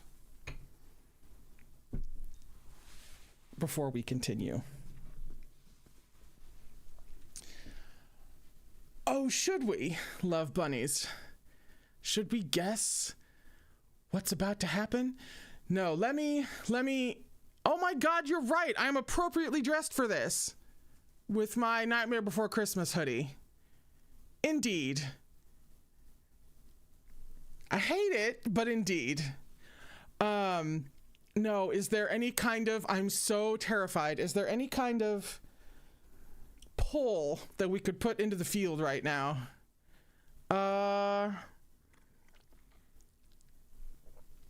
Yes, actually.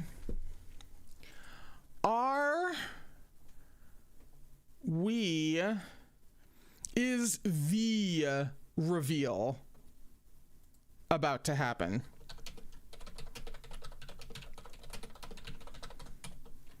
Hang on, I can barely fucking type.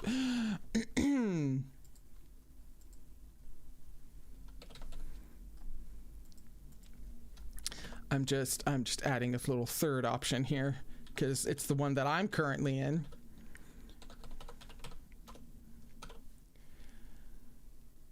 The reveal being, you know, who is it? Who is the other reborn? Who is the, like, that reveal? The reveal.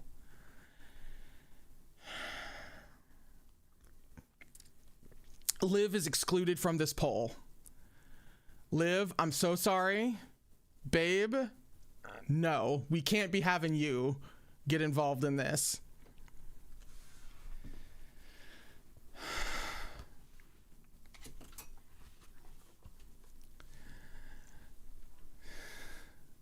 Mo-Run walked down the long aisle, bisecting the hall. The stones beneath his feet were polished to an icy mirror finish, reflecting the sharp lines of his image. Each footfall made a lonely echo in the cavernous space. But Mo-Run wasn't alone.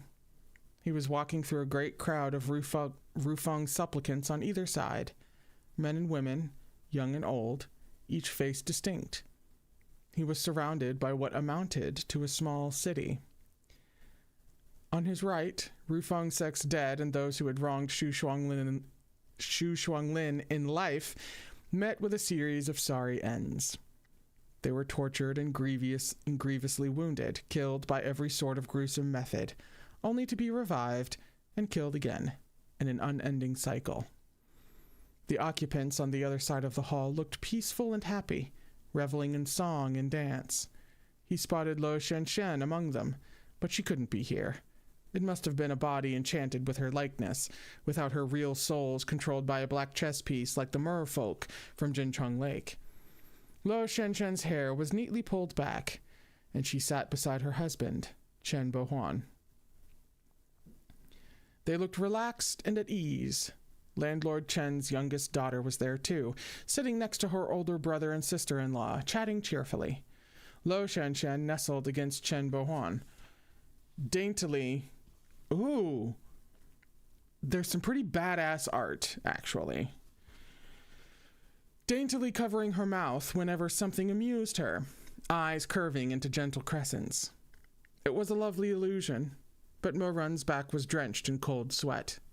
He strode down the long aisle, hell on one side, heaven on the other. Good and evil were partitioned cleanly. To the left was laughter and cheer. To the right was anguish and suffering. Art. I mean, this is pretty fucking dope. That's pretty cool. It's terrifying and I'm gonna puke, but that's really cool. It's gorgeous. Like, really.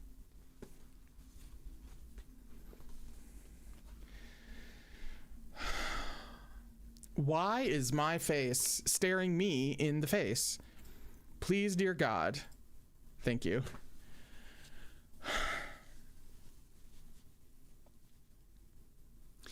He continued to walk through fire and water, light and shadow. He looked to the left, It was a tableau of merriment, a stream running with clear liquor burbling through. Next to the stream, some read in leisure, while others composed poetry. Children laughed and played, and women reclined in plush robes, flushed with drink and cheer. He looked to the right. Flames licked at the bases of seething cauldrons. Misshapen forms were doused with hot oil, their tongues yanked out, their hearts run through. The inhabitants screeched at each other, locked in savage combat, eyes flashing with a bestial light. Among them, Mo Run saw the previous abbot of Wubei Temple, the monk who had orchestrated Xu Shuanglin's downfall at the spiritual mountain competition. 3 others surrounded him, each wielding a short, rusty knife. They sliced into his face, legs, and chest again and again, every wound healing as Mo Run watched. The old monk cried out with each cut, wretched, shapeless sounds spilling from his mouth. That garrulous tongue of his had long been ripped out. The farther Mo Run walked, the more chilling the scenes became. He hardly wanted to look at either side any longer, to bear witness to the tears and laughter, the fury and joy. Does this or does this not give the same vibe as the way Mo Run used to divide people, his black and white thinking? They were either like his mother and completely pure and innocent, incapable of wrongdoing, or they were like the rest of the world and deserved to be punished mercilessly forever. These are just thoughts that I just happen to be having.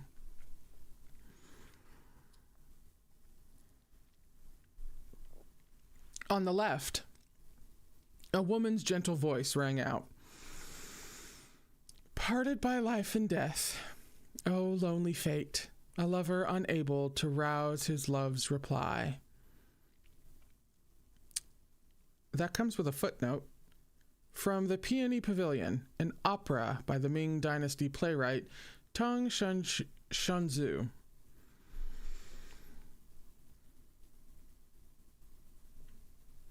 A choice quote to pull from an opera for this moment. Thanks, Meat Bun.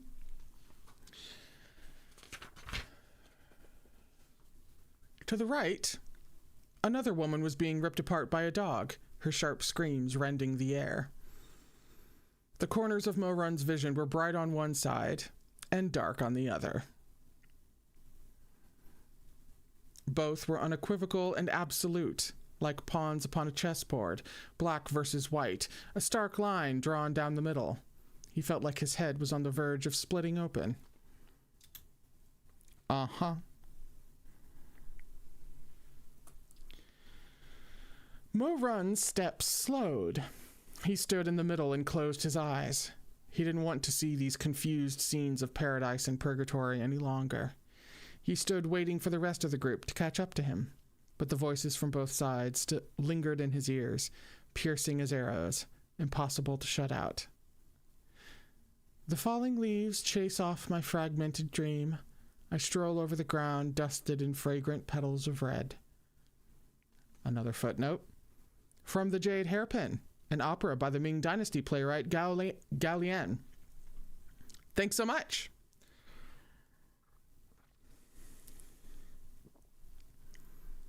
Don't do this to me. Please, I'm begging you. Save me, save me.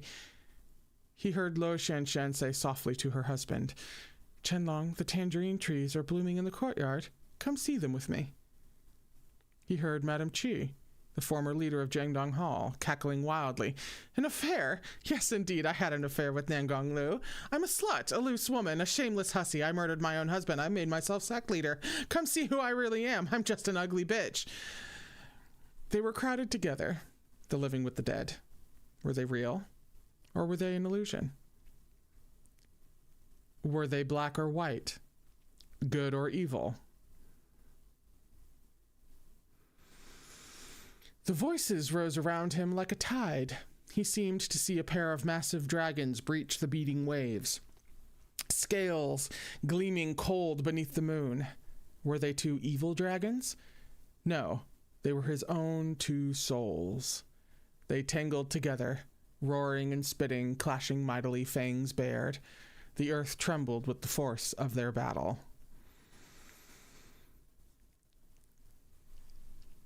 The cacophony was too much for Mo Run to bear. He clapped his hands over his ears, but he couldn't stop those garbled sounds from leaking in. In the end, he had no choice but to cast a muffling spell on himself. When his eyes snapped open, his surroundings had vanished. Fear jolted through him. He stood rooted to the spot.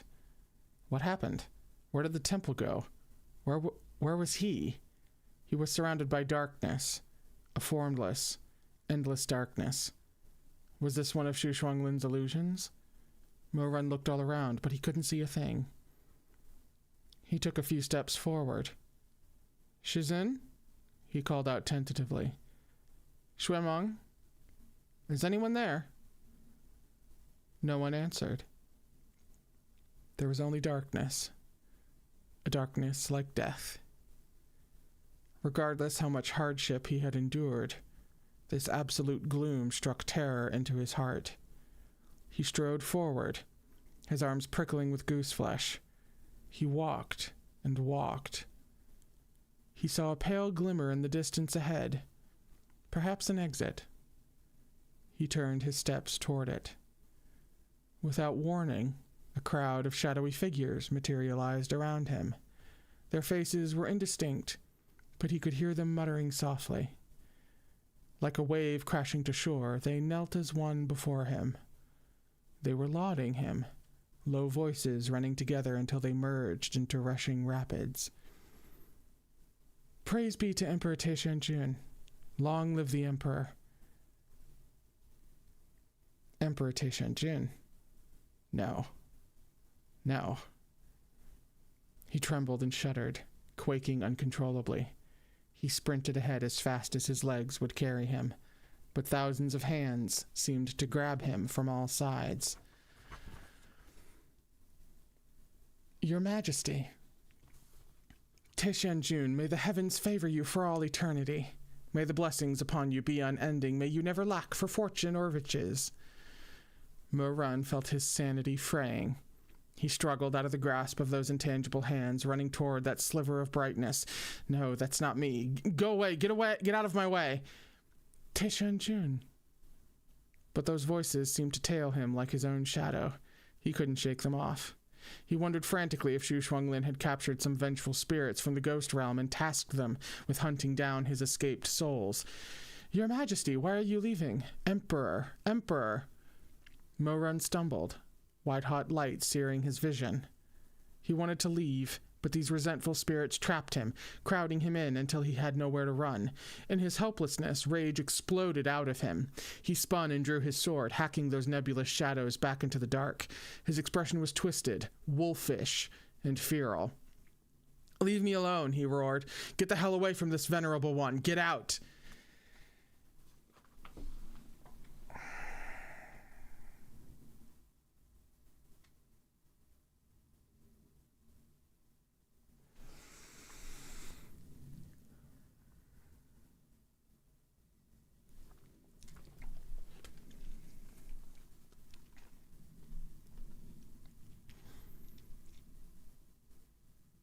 The instant he heard his own words, he blanched. Someone snickered. This venerable one. He said, this venerable one. That's right. He called himself this venerable one. Emperor, were we wrong? In your heart, you know better than anyone who you are, where you came from. You can't run away. Mo Run raised his sword, taking a step back and shaking his head. No, that's not true. That's not true at all. Those scattered wisps of darkness solidified once more, and a blurry silhouette drifted down in front of him. It pressed closer, step by step. It's not true, the shadow said softly. I'm not Emperor Taishanjun. How are you not Emperor Taishanjun? That voice was delicate and supple, like threads of smoke rising behind a gauze curtain in summertime. Of course you are. Every wrong committed, every debt incurred, has its source. There's only you. You can't run away. But it's over. Mo-Run stared at that inchoate mass of darkness. It's over. Taishanju died in front of the heaven-piercing tower. He lay down in the grave. He's got nothing to do with me. I'm just... The shadow gave a quiet laugh, tender as a flower's pistil. You're just what? Mo-Run couldn't say. You're just a soul who found his way back, the shadow asked.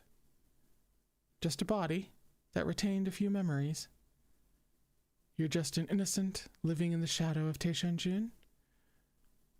Or could it be that it was all just a dream? Mo-Run had been seized by fury and fear a moment ago, but now his heart iced over. The blood in his veins frozen solid. His mind stalled. His lips opened and shut, but he couldn't string together a sentence. At length, he squeezed a single broken word from his aching throat. Dream. You thought you'd been reborn this entire time, but who can say for sure? Why do you think what you perceive is the truth? Who's more real right now? You or I? That cloud of dark smoke coiled around him, its outline growing sharper. You said you died in front of the heaven-piercing tower, but look, you're standing here right now, alive and well. Are you so sure you died?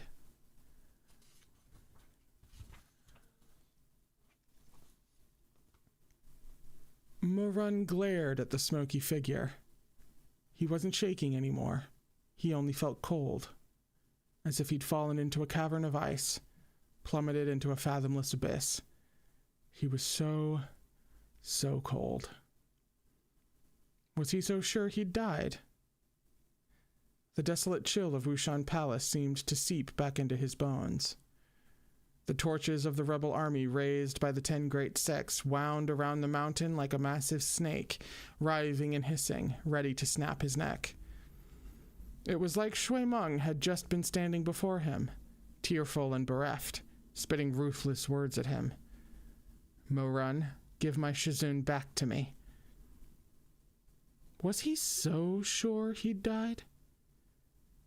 He remembered taking the poison. He remembered agony tearing through his insides.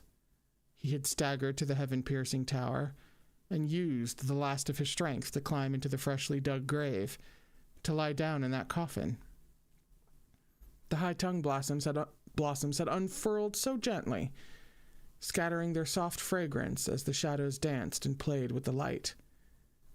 He had closed his eyes. You opened your eyes. You awoke the year you turned 16, when everything could still be turned back. Isn't that right? As though it could read every thought in his heart, that shadow snickered softly. You returned. Xisheng Peak hasn't yet fallen. And though Rufeng's sect burned again, you weren't the one to set the fire this time. Yu Huangshi isn't dead. Neither is Xi Mingjing. You came to understand your own heart and fell in love with Chu Wanning. After you became Mo Zhongshe, he accepted you. You think you've thrown off the past.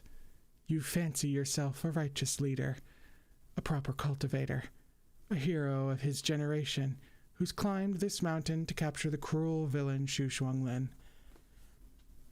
Silence followed. The artery in Mo-Run's neck throbbed wildly in concert with his skittering pulse. The shadow had no face, but it was staring at him nevertheless. Mo-Run knew that it was. You've got quite the imagination. It was like a cold blade sinking into his heart, venomous fangs piercing his throat.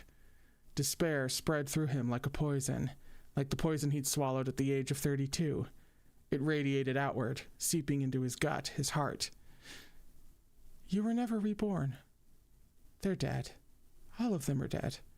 Shui Meng is still alive, but he hates you to the bone, said the shadow. Now, you've woken from your dream. Open your eyes, Taishanjin. You are still the Lord of Darkness. No, I'm not. Mo-Run could hear someone speaking. That voice was feeble and broken, as if it had been shattered and glued back together. In belated shock, he realized the person making those sounds was him. He summoned courage from every crevice of his bones, every drop of his blood. He opened his eyes wide, a frenzied, desperate light jumping in them. You lie. That's impossible. Impossible. He lunged with his sword, gasping madly for air. The dark smoke dissipated again, but its voice was steady as ever. Lie. A low chuckle. Your Majesty, why don't you take a look at what's in your hand? That's the end of the chapter. What the fuck is happening? Also, I lied. That's not the last chapter we're reading today, because I had us budgeted pretty neatly to page 100. And that was only... I thought that chapter was going to be even longer, I guess. That's not the right chapter. What the fuck is happening?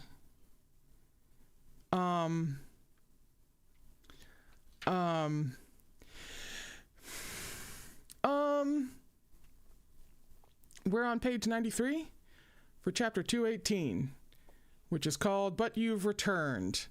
And I know that this chapter ends at like page 100, so it's not going to be that terribly long, but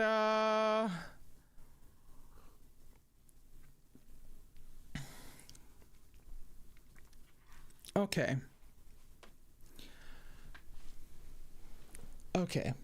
What's happening? It couldn't... I don't even have time to theorize. We just have to... We just have to read at this point.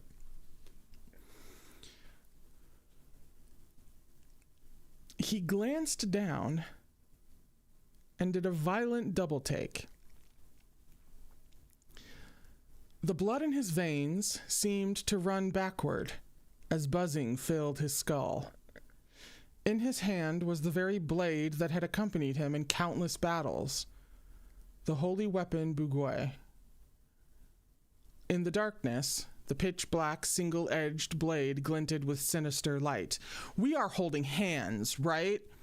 You know, usually we hold hands because we're also kind of twirling our hair and kicking our feet, but in this case, like, we desperately need to hold hands right now just so that I don't, like, collapse.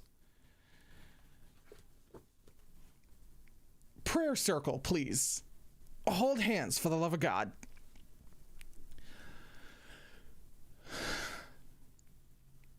It had no scabbard, just a slender yet sturdy hilt.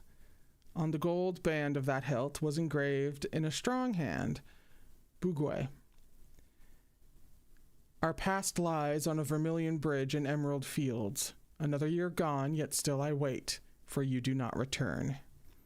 That comes with a footnote. Lines adapted from Qingguan's Zhangchengzi. West side willow branches adrift in gentle spring. The characters for not return are the same as those used for Buguay. It was as though Mo-Run had been struck by lightning. The pupils of his eyes shrank to pinpricks, and his stricken face was paler than a corpse's, his expression more ferocious than a vengeful ghost's. No, it can't. Not this. He flung Buguay to the ground in despair, but the holy weapon was attuned to him. It immediately returned to his waist. It can't be. Mo-Run frantically summoned Jiangui, hysterically calling for it over and over, desperate for the red willow vine to manifest in his hand. But it was to no avail. Jiangui didn't answer. All he had was Buguay. Now do you believe me?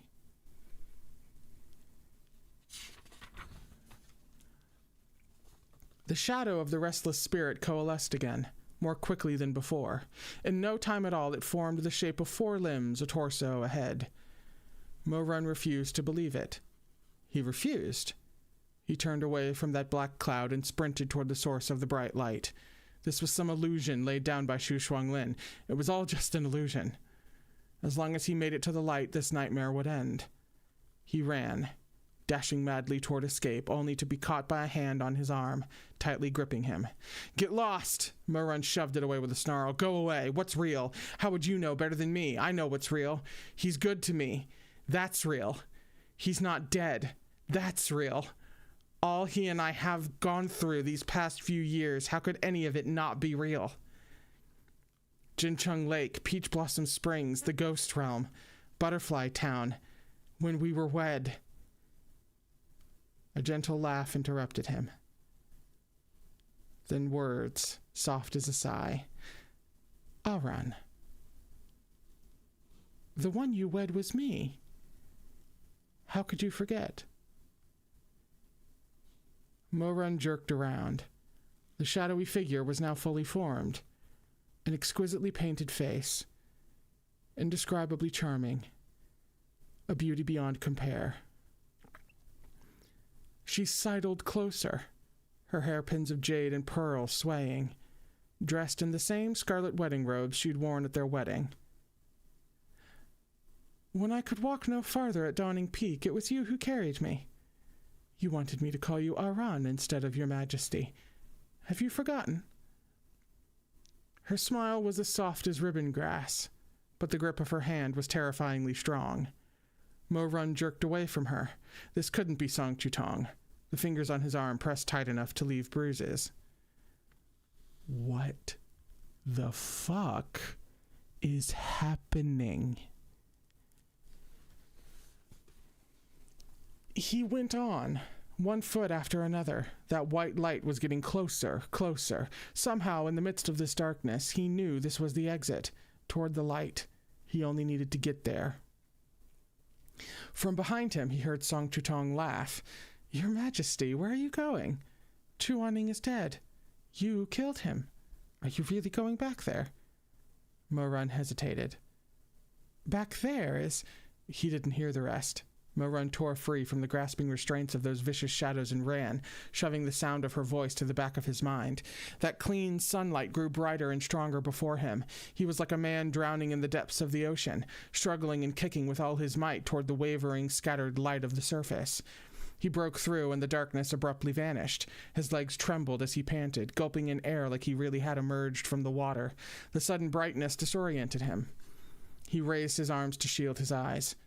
A few moments later, he heard the sound of birds chirping and smelled the delicate scent of Shifu Haitong. Mo-Run cracked his eyes open. Where was he?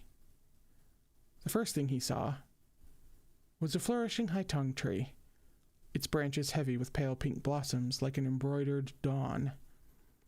This wasn't the Nangong ancestral temple. The illusion still hadn't ended, but his mind was already falling to pieces. He was suddenly uncertain who he was, uncertain what was a dream and what reality. As he sat up, a withered Haitong blossom that had rested on the tip of his nose drifted to land on his knee. Wait, sat up? That was actually... Wait, sat up? Only then did Mo-Run realize he'd been lying down, as if he'd just woken from a nightmare. He glanced around and realized he was at the foot of the heaven-piercing tower, sitting within an open, black-lacquered coffin. In an instant, his entire body went cold all the way to the tips of his fingers. He sat in a daze for a long moment, then frantically, gracelessly, crawled out of the coffin. He saw a blank tablet on the ground, along with a bowl of wontons and several other plates of side dishes, all his favorites.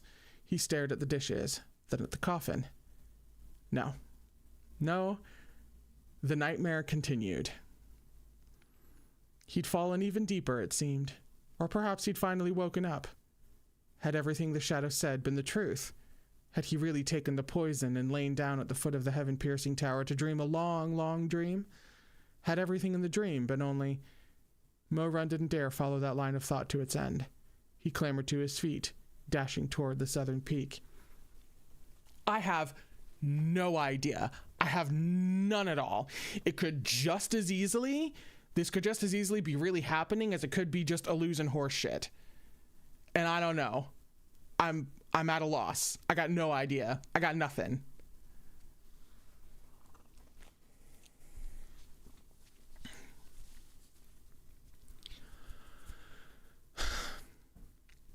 This didn't match his memories of the time before his death. He distinctly recalled sending everyone away that last year, but as he ran, a retinue of attendants appeared, headed by old Liu, the same old Liu who had served him for so many years. The old man held a box, and on his wrinkled face was a beaming smile. "Your Majesty, the resurrection pill has been found. We've got it right here." Mo Run froze. The attendants all went to their knees, offering their congratulations. Old Liu, too, was kneeling, offering up the brocade box in trembling, wizened hands. "It's the resurrection pill," he said hoarsely, "for which your Majesty has searched so long. The gods are gracious. Here it is." "This isn't," Mo Run said numbly. Didn't I chase you all off the mountain?" The attendants blanched and kowtowed. "Your Majesty," old Liu anxiously answered, "why would you send us away? Has your humble servant not served you well? Your humble servant. What about the 10 great sects?" Old Liu was baffled. 10 great sects? He raised his head, confused. "Your Majesty, is something the matter?" He'd never be able to explain it. Instead, he dragged old Liu to the base of the heaven-piercing tower to show him. As they emerged from the woods, he gestured at the grave in front of the tower. "See for yourself, I was just sleeping in that—" His coffin and tombstone were nowhere to be seen. There were just the 2 solitary graves of the Empress and consort, their tombstones inscribed with his own childish, dogged scrawl. Mo Run stared, flummoxed. "Your Majesty," old Liu asked once more, worry plain on his face. "What's wrong?" Mo Run stared at those graves in a daze, his mind all a jumble.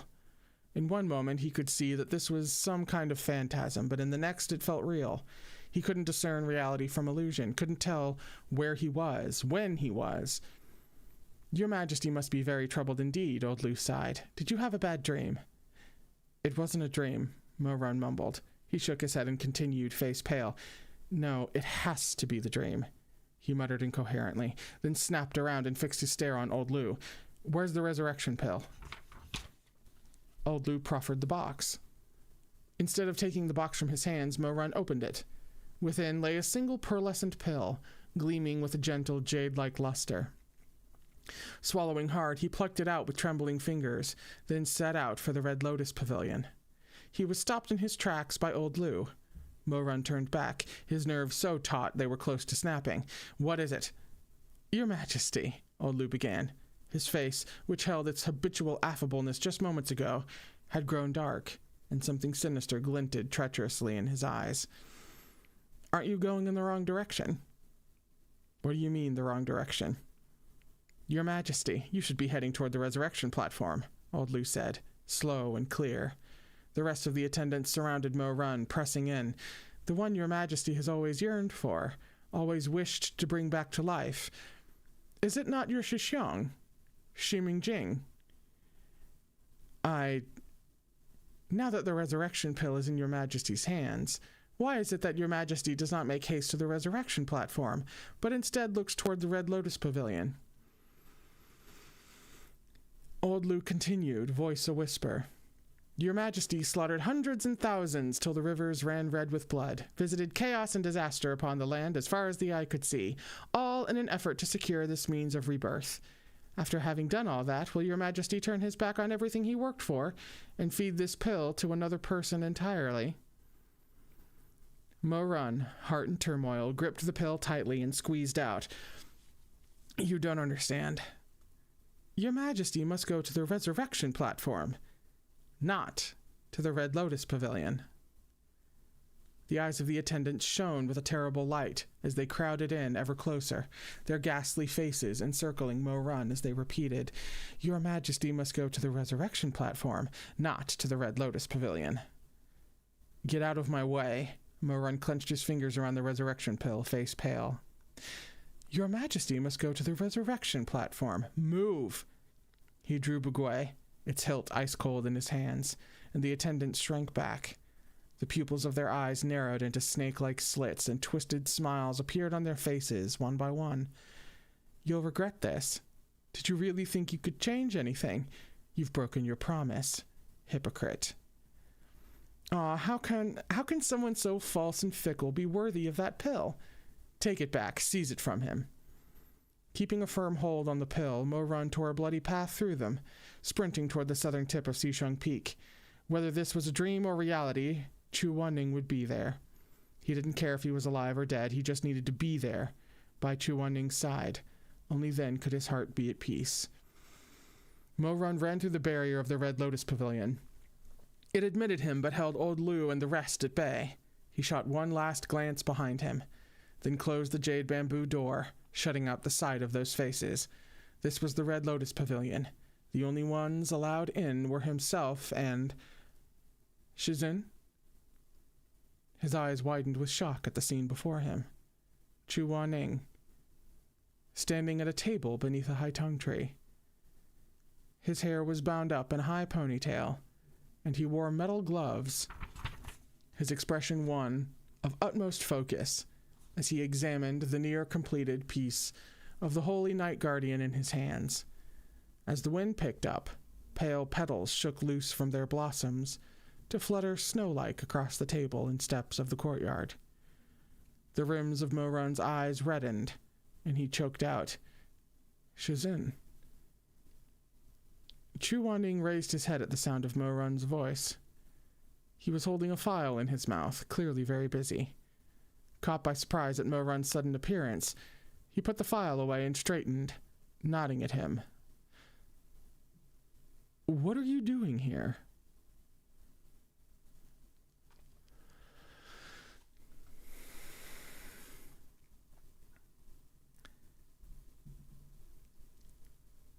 That's the end of the chapter.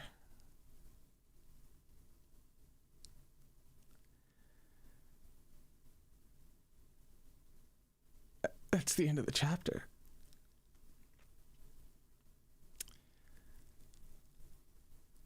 We'll be on page 101, which is chapter 219,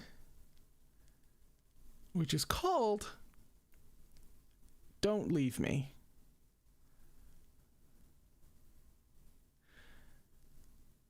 Don't leave me as in Mo Run doesn't want Chu Wanning to leave him. Don't leave me as in Chu Wanning doesn't want Mo Run to leave.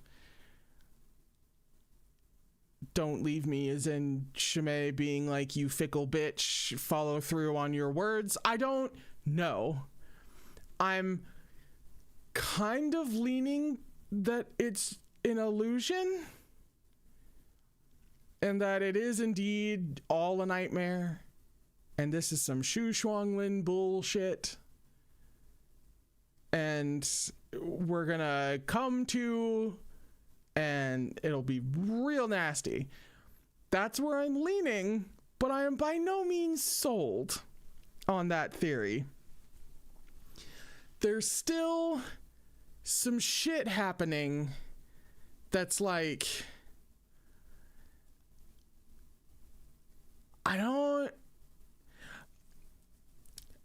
I ultimately don't know, but I'm leaning illusion. I'm hoping for illusion, because it did occur to me that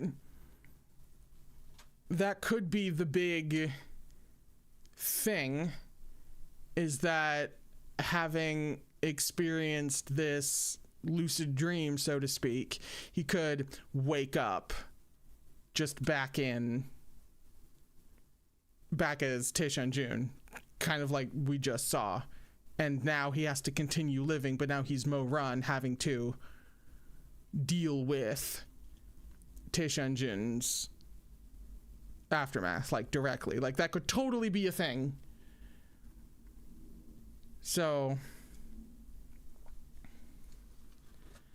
and then Nangong Liu was strange before we even ran into whatever kind of dream thing is going on right now. The book spine.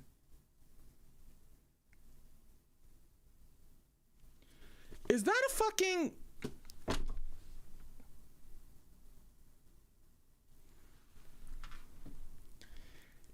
That's a goddamn... I'm looking at a peel tangerine